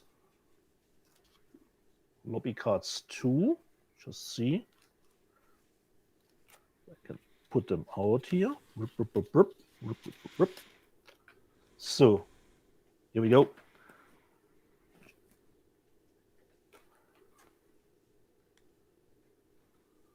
A little bit of Chucky goodness here. You gotta love that. He had to check what it is. This is a little bit of a pop out. Let me see if I can do it correctly. So push that forward, and our friend Chucky comes out here. So here's hi, I'm Chucky. Want to play? Yeah. When do we start? Then we start stabbing people. So Chucky, the second season, and as far as I know, it's gotten a third season, which is good. But I don't know, considering writer strike, if they have already written the scripts, or there will be perhaps a lot of TV shows we will have to wait for another season. Let me just put this quickly back. So Chucky, season 2. And the last one, like Europe, you bought Wings of Desire again, and I had to buy these movies again, even if I already owned the Eureka editions, but I couldn't say no to the cover artwork. I bought, of course, from 88 Films, the In the Line. They're so good. The 88, they're really killing it with these things, man. Especially with the cover artworks. And strangely enough, Rob, sometimes the cover artwork is over the top, doesn't involve the stuff that's in it. And I actually went through it, and yeah, that is all correct. This is actually stuff that is happening over the 4 movies. So it's nothing really where I would say, well, no, this doesn't even happening in the movie. And they have great new cover artworks for the individual releases. Wow, those look great. Are those good? Are those movies good? Yeah, Hong Kong action movies from the 80s, Rob. You know what you are getting. With Michelle Yeoh. In the first 2, and they were just, as far as I know, I hope I don't say anything wrong. They're just putting under the umbrella of a franchise, but they are not really connected. Right. The first one is Okay. actually called Royal Warriors. It's not really called In the Line of Duty. Right. It was an idea that came later, and you could change it for the other cover artwork, but this is more the Chinese cover artwork. Yeah, sure. But why would you change it if you have those great great drawing cover artworks. So from Michelle Yeoh, one of our first Royal Warriors. Then, of course, second one is actually called Rob, Yes, Madam. The first movie with Cynthia in it and Right. Michelle together. So it's not really called In the Line of Duty. The third one is actually then called In the Line of Duty 3. I think this was Michelle Khan who's in it here. And I just like the cover artwork. And the fourth one, Rob, is with Donnie Yen. The fourth one. Wow. Donnie has Donnie Yen in it. And it's Seattle. It's got the Space Needle, the Seattle Space Needle on the cover. Exactly, Rob. And as far as I remember, Rob, the fourth one is directed by Yuan Wo Ping, who did the fight choreography in the Matrix movies. So these, Rob, you know what you are getting. And of course, we have the posters that 88 puts in the box set too. Oh. So this is for Royal Warriors, the original artwork. And the other one, just see. I think this is the artwork from the outer box that it did. Yeah. One or two? No, it's one. Just see here. Here. So Royal Warriors and the great cover artwork of the box. And of course, Rob, you get a book with That's a great set, man. That's really cool. Movies, Rob. Yeah, Rob. So, and of course, the movies are some sort of 2K remasters. And for me, it's just great. The movies that you watched back on VHS quality, to see them in such nice quality. Yes, sir. Not demo-worthy stuff, but considering as we have watched those movies, it's insane how good the movies look today. Of course, they are a little bit tonally all over the place. You have the slapstick stuff, then brutal shootouts the next minute. So they're a little bit wonky on that front. But I love the cover artwork. Had to get it, Rob. What can I say? Had to get it. Our friend David Crabtree, who's done some great art. He's doing his mech comic. David Crabtree sends in a tip and says, "Greetings. On my journey to build my physical media library, I had a hefty pickup this week. 4Ks The Prince of Egypt, Wrath of Khan, Star Trek The Motion Picture, The Patriot, A Few Good Men, Top Gun Maverick, and the Blu-ray of Heartbreak Ridge." So that's cool. He also said, "Speaking of physical media, I just got back to work on the Cybermech Saga, his comic book, after a little hiatus to recharge his creative batteries. He was originally contemplating formatting it as a comic miniseries, but now he's going to do a graphic novel. That's the way to go." Now, let me ask you this. The 88 film stuff. So, David, congratulations on your mech series, because you've been working on it for a long time. So, 88 films, I've been a fan of 88 films since they put out, like, Inframan. And so they've been putting out all these reissuing all these Asian films. How is their remastering? It's from my perspective, Rob, it's nice, but I think they are getting the remasters already from Fortune, who own the rights in the Asian market. So that makes probably sense. think they will get the remastered versions from them. I don't know if they are doing their own remastering. Because those packages are great. I really like the Super Cop thing that they done. That was exactly, Rob. In that same vein are those types of movies. You know what you're getting. And the first one, Rob, I think Yes, Madam, if I remember correctly, is from Koei Yoon, who did the fighting choreography on the first X-Men. He did the Yes, Madam, as far as I remember it correctly, as a director. It's all connected, Rob. It's all connected. All connected. Well, do you want to hear the news? Yeah.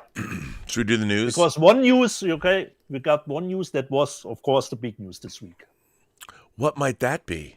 Oh, wait, let's find out. That movie that didn't make any money at the box office, Rob.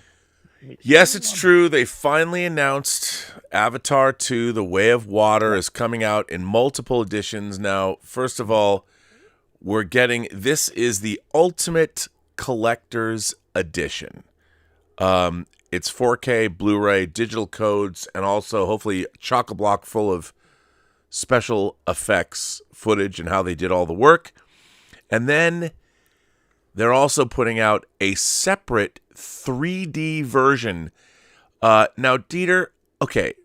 Now, we as 3D aficionados like we are, wouldn't you have liked to have got the Ultimate Collector's Edition that also had the 3D disc?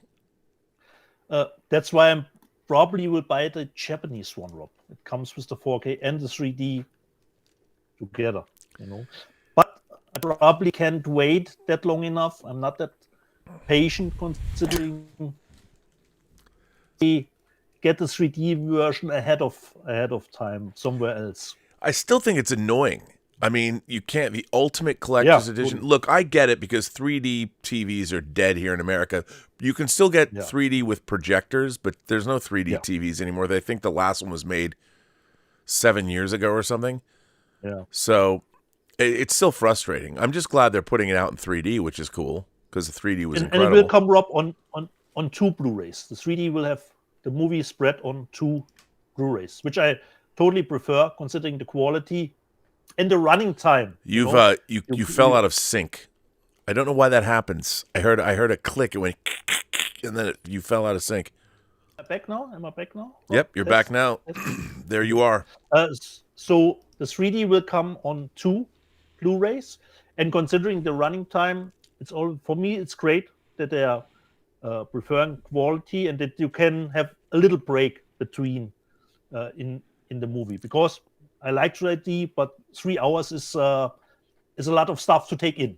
So if you can take a break or split it in two sessions, one at one day and the second one next day. So for me, I'm totally for that. And I think Titanic was 3D Blu-rays too. You're still out of sync. It's so weird. You've gone. You went out of sync again. I don't know why. Test again. No. Why don't I kick you out and come back in? Yeah. I'll kick you out and you come back in. I don't know why that happens. It's very weird. You can tell it glitches out, but you come back in. Hopefully, okay. You look good. You look good now. Let's. Okay. There you go. Speak. Okay. You're good. Like I said, I love that they split the 3D versions on two discs. Yeah, and it's good because it's so the 4K long. Comes on, and the 4K comes on 100 gigabyte. I know, which is awesome, which is great. Yeah. So that's exciting. That was the biggest release of the year. We're getting Les Miserables is coming out in 4K. If you're a fan of this film, that's kind of a cool thing to get. That's coming. One of the things I was excited about because I love this is one of my. I'll flat out tell you this. I love this sequel. The sequel came out when I was in the 5th grade in 1978, and I was so excited for it, and it didn't let me down. Now, is it as good as the first movie? No. But I love this film. It has a great John Williams score. Roy Scheider comes back. Of course, I'm speaking about Jaws 2.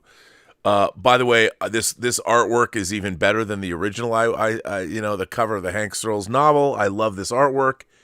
I think it's great. But what really bummed me out, I saw this on Amazon.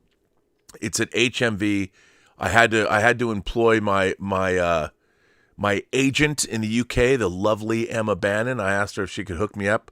HMV, they're opening HMV stores in England again. The main store is opening again. But this special limited edition of Jaws 2, I need it. I have to have it. I have to have all the swag because it is, in fact, Jaws 2. And I love Jaws 2, and it has the greatest. Because I think you did get what you wanted. More Bruce, more shark attacks, everything got pumped up in the sequel, And you know what's really, it's also a teen movie. It's a teen cruising movie, but instead of cars, they're in catamarans. And and Roy Scheider's great. You got the cast coming back, and it's got a great John Williams score. And yeah, is it Steven Spielberg? No, but it's as a sequel goes, I'll take it. Exactly. You know, it's got the cast coming back. It's like Rick Rosenthal's Halloween 2.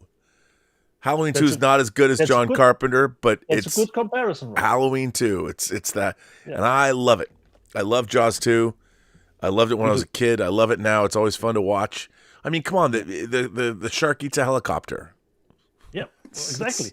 No, what do you want more, Rob? I don't know, man. You got Ann Dusenberry screaming. It's the whole thing is great. Love Jaws 2. Yeah. Second Sight released. They're putting out Xavier Gen's Frontiers. Now, come on, this is that you gotta have this. Obviously, more brutal French horror. I gotta get that. That is one final girl. Let me tell you. So, I mean, again, Second Sight, whatever they put out, I'm just going to buy it. Unfortunately, not 4K, Rob, but I will get it. Yeah, I mean, they probably, I'll just still get it anyway. But I think, Rob, considering his age, probably shot digital, probably not even a 4K master. But I think, they haven't really announced it, but the Hitch are in Near Dark. Come on, man, 4K. They're working on it, yeah. So that's pretty cool. And I gotta say, Warner Brothers, this 100th anniversary, we haven't got much. I mean, we got Rebel Without a Cause. Oh wait, we got we got Rebel Without a Cause to go with the 3 James Dean movies. We got East of Eden, and I'm sure Giant will be following them. I mean, these are great to have for their 100th anniversary, the 3 James Dean films. So this was announced, which is exciting. I mean, I'm a James Dean fan. I can retire my James Dean box set, but I wish Warner Brothers, really their catalog titles, they really stepped it up. I mean, I know they're doing these famous films, but I'd like to see more stuff come out. I mean, I would like to have seen Contact, Robert Zemeckis' Contact. Maybe they'll still do it, but I know they've done Cool Hand Luke and that kind of stuff, and they're great, but I'd like to see them do more. Yeah. So that's coming out. And just speaking, Rob, you mentioned Second Sight. They're putting out the movie Meyer too. Can you tell me something about that movie? I don't think I've seen it. From 2002, Meyer. It's a little bit older movie. I don't know if I know that here. I'm going to Second Sight to look and see what they have. Yeah, it should be under the pre-orders. Yeah. Available. Oh, you mean the movie May?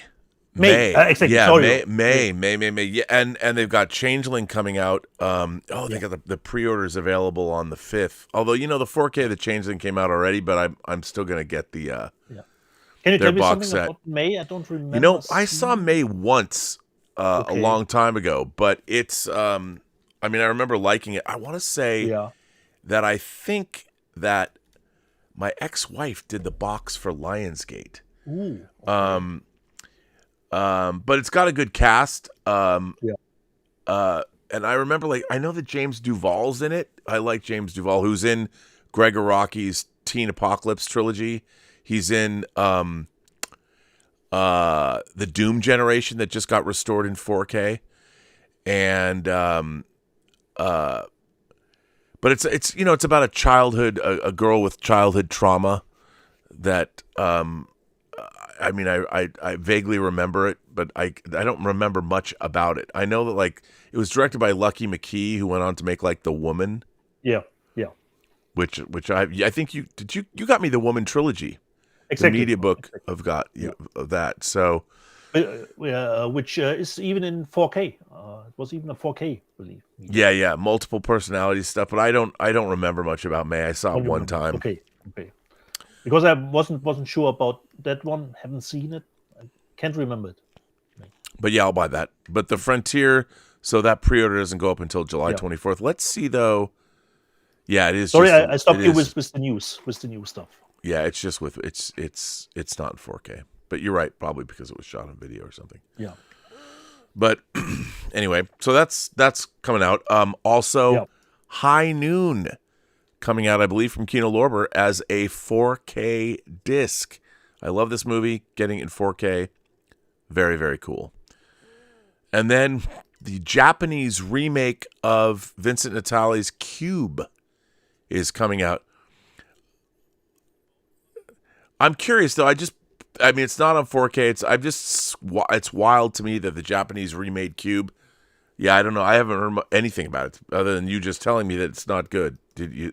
Especially that late drop. I haven't seen it. Just what I've seen from just Rotten Tomato scores and something like that. Because I stumbled across the drop because I thought it was the original one. With a new release, and then wait, this is not the original one. This is a Japanese. Japanese. It's strange to get a remake this late from such a little. Yeah, totally weird, but kind of cool. Yeah, I'll watch it. I want to see it. I don't know if I'll buy it, but I want to see it. Yeah. And then He Walked by Night with Richard Basehart from Voyage to the Bottom of the Sea. I've never even seen this. Kino Lorber is putting it out in 4K. Savage, searing, true. So I don't know what this movie's about, but again, it's coming out in 4K from Kino Lorber. I will watch it. So how is it that we're getting this, but I can't get Chinatown? I mean, I know Roman Polanski is canceled. I get it. Yeah. But I really want Chinatown in 4K. I want Rosemary's Baby in 4K. I want The Ninth Gate in 4K. I've got Tess, Criterion, but come on, man.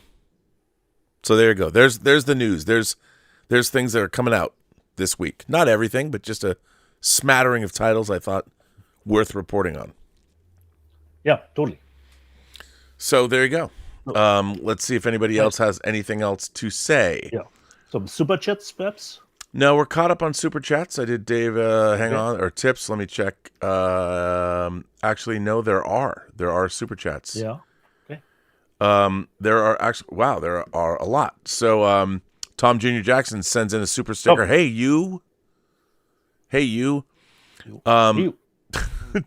Irene Jobson says, Rob, how many of these products did you use? Those Chinese ones that came in the boxes.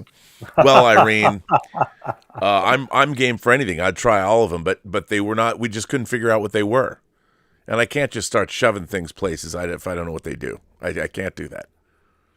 Especially those strange seeds. Yeah, the strange seeds. I didn't eat the seeds. It was so weird. James Wheeler, he sent in a super chat, but then retracted his message. I hope we didn't. I hope we didn't offend him or something. Or, yeah.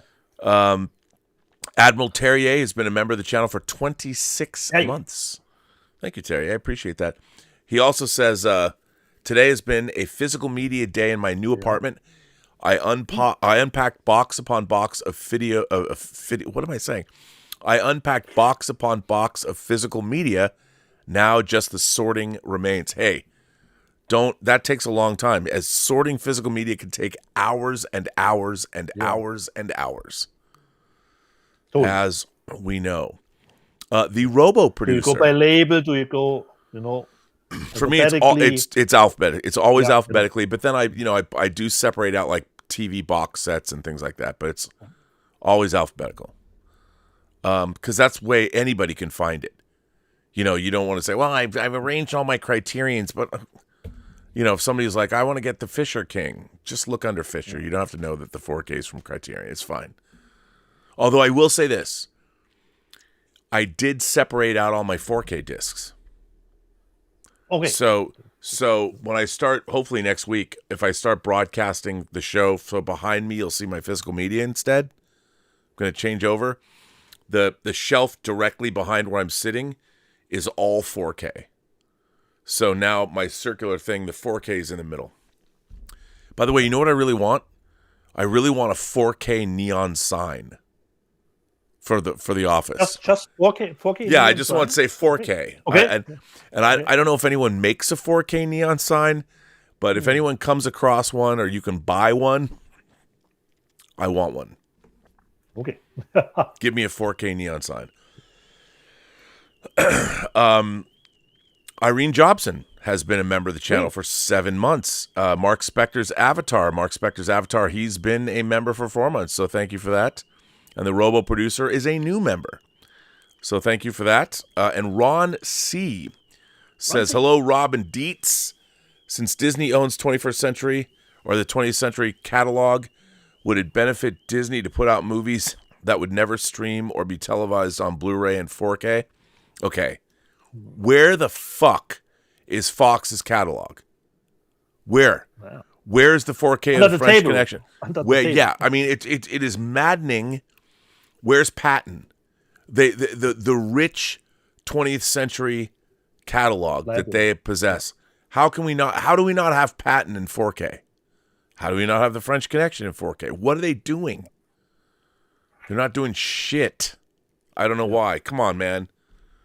I mean, but Because Bob it's Iger not really fitting with Disney Plus. It's nice that but they've got all these classic films. Yeah. Bob Iger, look, you guys all need to make money. Put some stuff out there. Put this stuff on Disney Plus. I mean, sell your catalog titles. We want to buy them. Come on now. Exactly. Apparently not. I mean, it's very frustrating. What are you going to do? But anyway, so I think that's the end. That's where we're at. The news. Oh, no, Okay. I'm not even done with the news because you know what I didn't do? We didn't do sales figures. The sale charts, Rob. Sale chart. So here we go. These are the top 10 Blu-ray bestsellers. These are just Blu-ray. Ant-Man and the Wasp, Operation Fortune. That's the Guy Ritchie movie.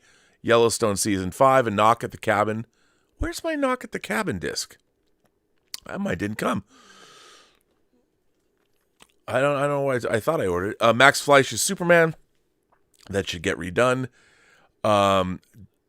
Look at that. Blu-ray bestsellers. In the Line of Duty set 1 through 4 is up there. How cool is that? Cocaine Bear, The Italian Job, Star Trek Strange New Worlds. Pretty cool. Jesus Revolutions. The second season will be here on Paramount Plus at the same day as it is in the US. We will not on the be 15th. too late. A couple weeks from now. We will have not a later start considering the second season. We will be on par with the US release on Paramount Plus. And I'm sure it's going to make me just we are picking up a little bit steam, which we are a little bit dragging, considering Tulsa King ended here, I think, 3 weeks ago. So it's nice to see that new stuff is coming out immediately everywhere. I'm probably just going to get mad about Strange New Worlds, but I'll watch it as I do. These are the top 5 media sellers total, and that is you can see the percentage of Blu-rays next to that. So this is DVD too. So Ant-Man and the Wasp, Quantumania. So this is 4K, DVD, and Blu-ray. 69% is Blu-ray. Yellowstone Season 5, 17% is Blu-ray.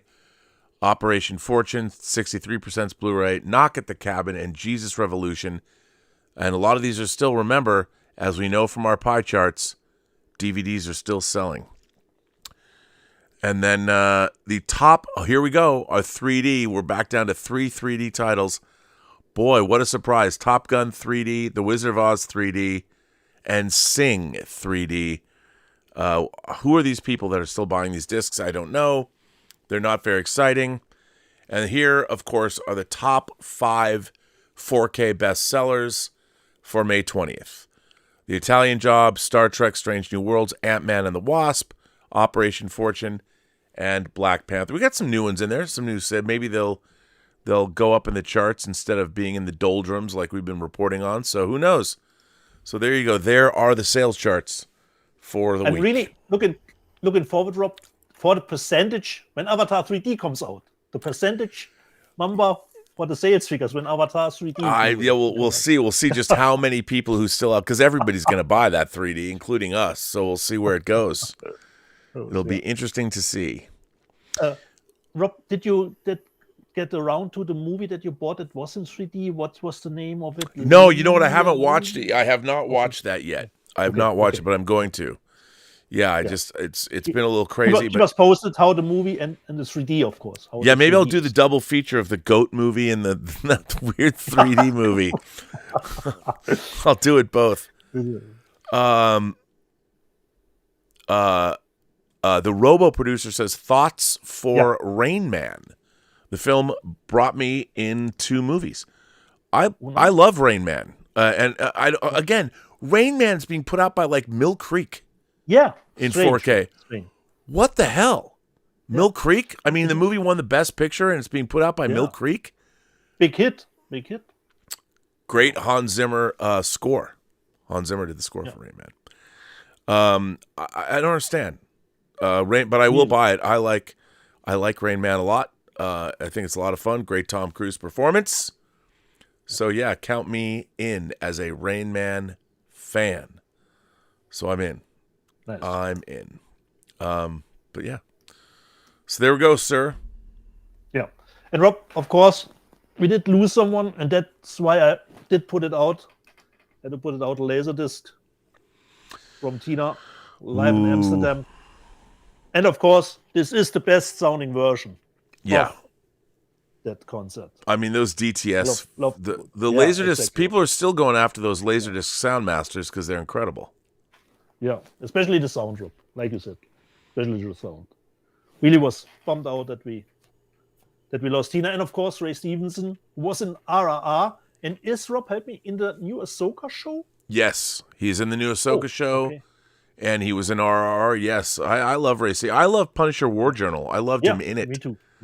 So that was sad. I mean, Tina Turner, she'd been sick for a while. I was a big fan of Tina Turner's, I remember I had when they made 8-inch laser discs of music videos, I had a Tina Turner set that had like Private Dancer on it and stuff. And I mean, she was on Laserdisc.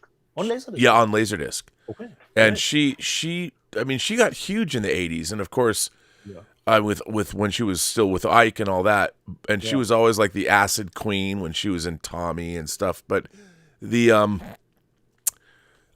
of course she was Anti-Entity in Mad Max Beyond Thunderdome, and that was 85. And I loved, everyone remembers We Don't Need Another Hero, but I love the song One of the Living. One of the Living, exactly. That song is dope. I mean, that's one of my favorite songs ever written for a movie. Me too. So good. Totally. So good. Exactly. So good. Exactly. But rest in peace, Tina. Anti-Entity is running Bartertown. No longer is Master Blaster running it. Have to watch that movie again. Yeah, I like it. They didn't get around to it until now. Considering the 4K, to give the 4K a new watch. Yeah, which is great. And of course, one last thing, great to see you're putting on your Sub Brooklyn T-shirt, and I of course wear my Asuka shirt because she's the new WWE Raw Women's Champion since yesterday. So, well, there you go. As the wrestling fan that you are, with the Schmodown back in the day, I know so much. Yeah, exactly. So, I think we're through. That's it. We're done. Everything. Yeah, we talked about the stuff that was happening this week. We will keep an eye on the box office about Little Mermaid, how it will do. Yes. And if Rob, considering Fast and the Furious, Fast 10, did you were in the theaters? Did you watch it? I did. Oh, what was your take, Rob? On is it a little better than 9? You know what? I liked it better than 9, but it's still it's really interesting to watch. I still think Fast 5. I mean, again, like I've said before, the whole point of car chase movies, that kind of action, is because we've all been in cars, so we all understand what it's like when there's no physics involved. I watch these movies and it's like watching a cartoon. Yeah, it's gone whereas like to me, Fast 5, when they steal the cars and the train in the beginning, I love all that stuff. I still believe what we're watching. Nowadays, it's all CGI assisted mayhem, and I look at it and I'm like, I just don't care. And one of the most ridiculous things for me was actually immediately at the beginning, his son, and I thought he couldn't even reach the pedals of the car. When we're thinking back on Indiana Jones and the Temple of Doom, where with short round, the block of wood, yeah, exactly, yeah. And now I thought he can't even reach the pedals No, of that's the dark. I just can't. I have no tolerance for that anymore. Yeah. It doesn't. That kind of ridiculousness doesn't work for me. Yeah. Like I can watch Crouching Tiger, Hidden Dragon. I can watch the Chinese wuxia movies, and I'll be fine with that because it's portrayed in a fantasy context. Warriors stepping on bamboo and flying into trees. I'll watch that, and I can buy it. But I can't watch car chase movies where physics don't apply. Because then I can't suspend my disbelief, and it's frustrating. I mean, I like Jason Momoa, but I would much rather, if this makes any sense, the thing I'm looking forward to is Mission Impossible: Dead Reckoning.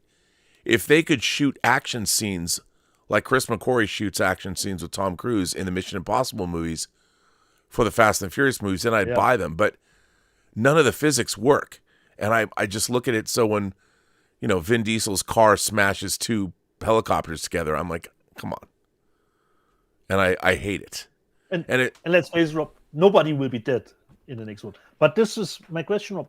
Considering the budget of the movie, I don't think it will be making money. And they really want to do another one? Would you greenlight another one? To be honest, I don't. I mean, they want to make it.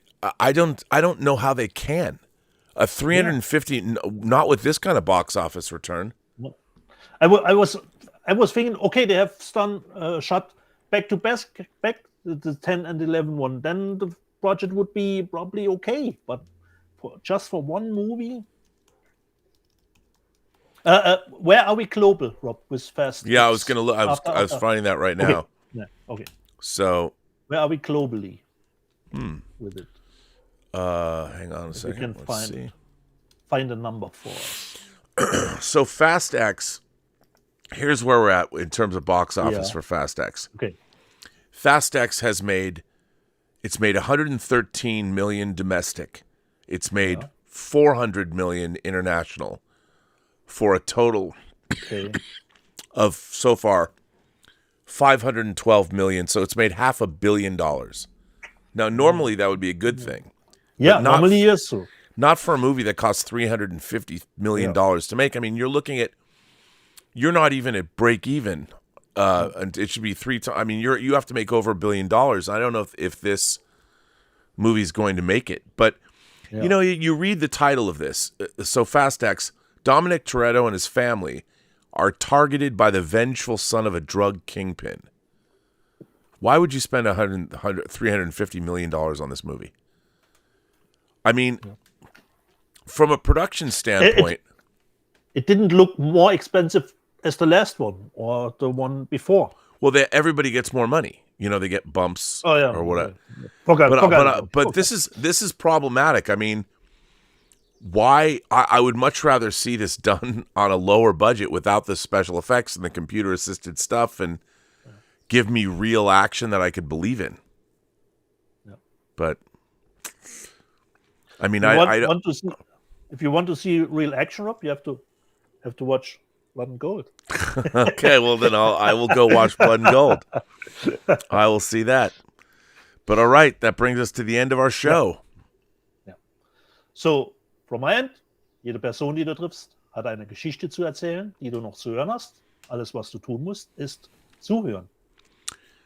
Every person you meet has a story to tell that you have yet to hear, and all you have to do is listen. And with that, I want to say thank you to everybody that supports the channel via Super Chats, tips, memberships. All that is very much appreciated. And you're going to see more and more changes, more and more shows happening. So that's very exciting. I want to thank our moderating staff. We've got Tom Jr. Jackson here, who is always here. We've got Justin Toner, who is here. I don't know if Lord Toth is here. Lord Toth is here. Lord Toth is here, which is great. So it's good to have you all. And, thanks to everybody. Thanks to everybody. Pardon me. Just one thing. Species says, do the live chat recap. Unfortunately, Species 71. I was too late. Rob did edit out the beginning where we have the audio stuff, and I had the week free, so I was slacking. Oh, I have to do the Sorry. live chat. Oh, damn, I'm too late. And if Rob touches the show in any way, and he doesn't leave it unrated, he just gives us the R-rated cut. If he touches the show in any form, the live chat is unfortunately gone. So unfortunately, I couldn't read the live chat from last week. I was too late. Roberto Suarez was here guest too. editor Moderating. was Well, that's because you couldn't hear me in the beginning. There was that weird. Yeah, I know. There was shenanigans. Yeah, Shenanigans. I didn't think that Rob would edit it that quickly. Zip, zip, zip, zip. You know. Well, I'm trying. You know. Yeah. So unfortunately, no live chat readout today. Sorry, it's not available anymore. I apologize. Because the show is not unrated. It's not unrated. Yeah, it's true. Well, anyway, on that note, we'll bring back the live chat next week. Next week, exactly. Next week. So join us next week. I don't even know what's coming out. Let me see. Are there any highlights for next week? Some stuff is on its way. I hope it will arrive. You know what I bought that I was on sale that I got the entire original Mission Impossible series on disc. I think it's on Blu-ray. I don't know where that is. The new Steelbooks? Oh. No, it's old. Okay, so next week, Looney Tunes is coming out. Next week is a pretty big week, bro. Yeah. Dungeons and Dragons is coming out. 65 is coming out. Thelma and Louise 4K, The Last Starfighter 4K, People Under the Stairs 4K, Cliffhanger 4K. Oh, yes. The Haunting 4K, Night of the Hunter 4K, The Nutty Professor 4K, The Boy with Green Hair from Warner Archive. The Dance Macabre, the Italian Giallo or the Italian Gothic collection's coming out. Film Noir, the Dark Side, Mexican Macabre. This is a huge week. Drowning by Numbers in 4K. Wow, this is a huge week next week. Wow. And Severin is putting out Drowning by Numbers, the Peter Greenaway movie. Shit, I didn't even know that was coming out. I got to get that. Wow. Okay. Still alive and strong. Physical media. Physical media is alive and strong. Wow. Okay. And it was nice to see you on Christian Harloff's shows. And in the back, there was physical media. There was physical media behind me. I love that. Yeah. It's pretty good. Yeah. I was happy to have it there. But for people, you said you had to drive a long way to get. Yeah, Christian wanted me to come on. The problem is it's a 2-hour drive to go from my house to his house, and then it took me 4 hours to get home. Yeah, exactly. Because there's no easy way to traverse L.A. There's no easy way to do it, and because he's in Westwood, basically. Okay. West LA, Westwood. He's by Century. He's between Century City and Westwood, so it's really difficult. He has a great house, by the way. He has a really, really cool place. Nice. And his studio is a separate building. It's neat. Cool. It's cool. All right. Well, on that note, everybody. I'm just saying because people loved seeing you there and perhaps expecting you to see you there even more often. Well, I would do it more. I mean, I really had fun. It's just a question of that drive if I could figure out a way to coordinate it with business that I had to do in LA, and because there was no way, because we do the show at 11 o'clock, we pre-record it, and then he edits it and puts it up. But for me, I went to lunch, and then I left LA. I left there like 3 o'clock in the afternoon, so you're going through rush hour through the densest traffic in Southern California, and it's so maddening to sit. I don't mind driving if it was a cool drive, but it took me. I can get to keep it in perspective. I can drive to Las Vegas from my house in 3 hours. It took me an hour more to get home from Christian Harloff's house. So I mean, it's a pain in the ass. Yeah, exactly. And there's nothing. If it was a clear drive, I mean, if there was no traffic, I could do it in 2 hours, and I would do it, once a week or something. But it's hardcore. Oh, there's something I want to show you, actually, before I sign off, because this is pretty cool. So, no, we're still live. We're still live. So I got this. It is a 6th scale. Oh, I saw that on Instagram. Yeah, it's a 6th. So I've been figure it out. I've been collecting these 6-scale arcade games. So 6-scale to go with Hot Toys figures. You know, if that's what you want to do. Great. So, and it lights up, and it's got the animation, the Don Bluth animation. But as anyone knows, I can't even pop this open, but as anyone knows, these, both Dragon's Lair and Space Ace, were games that worked off of a Laserdisc. So there was a Laserdisc inside that had the animation. So if you like, I don't know if I can turn this on because I had it plugged in, but if you can see it, yeah, it's got to be plugged in. But what was cool is this on Instagram. And I can't pop open. I don't know why I can't. Oh, yeah. So the back of this is how insane this is. So the back of this game slides open, right? Has a drawer that comes out, and in the drawer is, you're gonna love this, Dieter. You're gonna love this. This is a 1/6. Wait for it. Controller. 1/6 Laserdisc player. Awesome, Rob. Awesome. And awesome. not only is it a 1/6 Laserdisc player that opens up, right? But we have a Laserdisc for it, Rob. Come on. You're kidding. Dude, I'm not kidding. Now, obviously, it doesn't work. The Laserdisc player doesn't work. But because the Dragon's Lair game, both Dragon's Lair and I can't even pop this open. I'm trying to find the how to. So perhaps some people I can't wouldn't even know why there is this stuff in the arcade. Right, and so when you look in the game, so here's the game. It's playing. Let me see if I can. Let me see it. Ace is being attacked by the evil Commander Borg. Hold your fire. Who is that creep? Borg. No way, Borg, old buddy. I've been hit by the Infanto Ray. Struggle with Dexter to regain his manhood. Destroy the Infanto Ray. At first I was thinking it was a real arcade. No, but this company, New Wave Toys, I've been buying these 6-scale. So I have, I was stupid because if you don't buy them when they come out, they sell out very quickly. So I have Tempest, Centipede, Asteroids, Cubert, Missile Command, 1942. And then they're putting out the Zoltar machine from Big, and the Zoltar machine, and they're all 6-scale. They're all so they're the size of action figures, like Hot Toys figures. So you're building your own arcade with action figures in it that they are playing the arcade.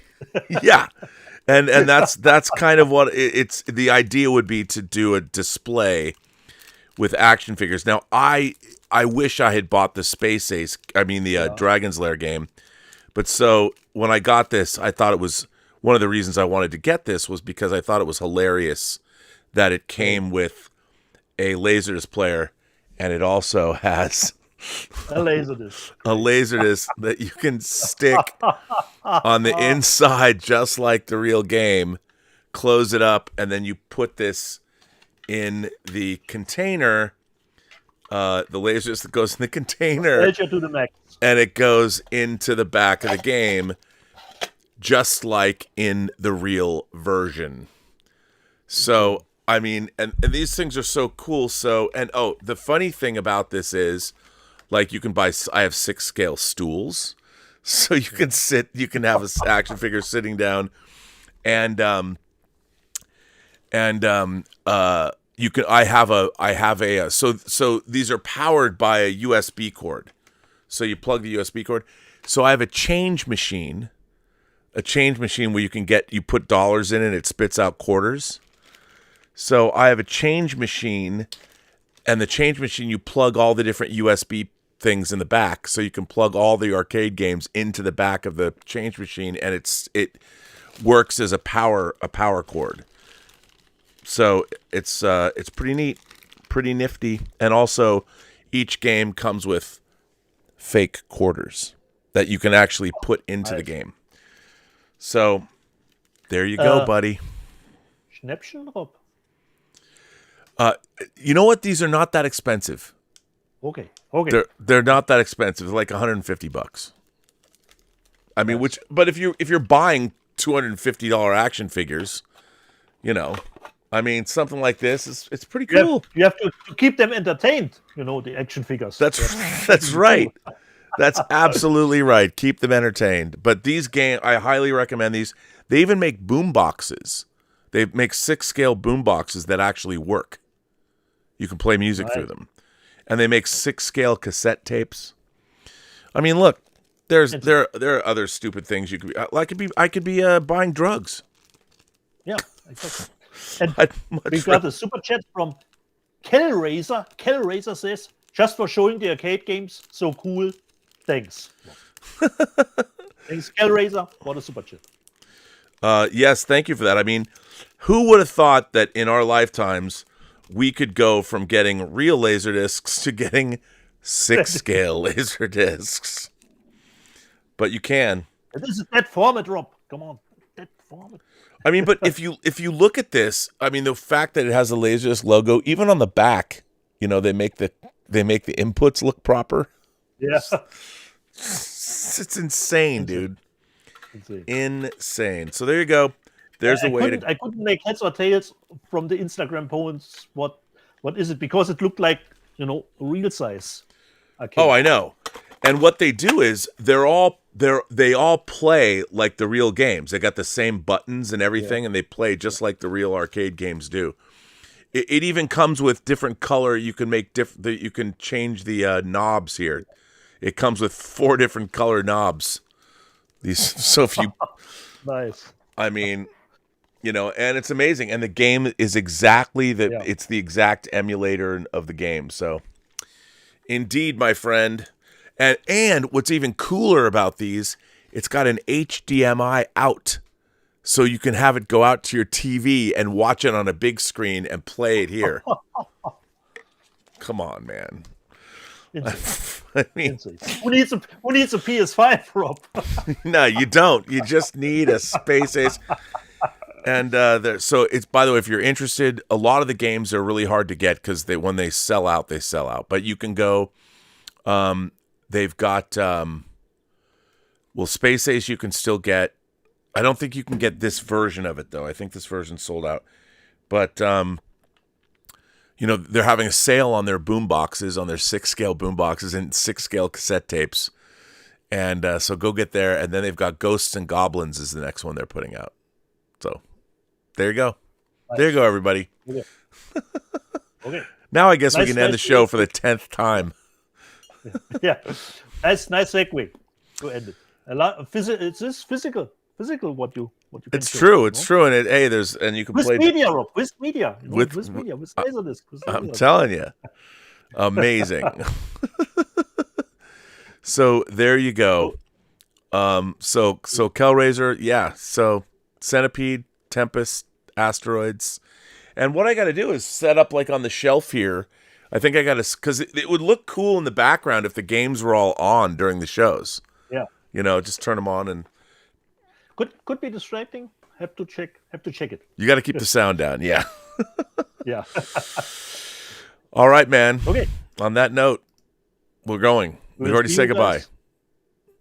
Next week.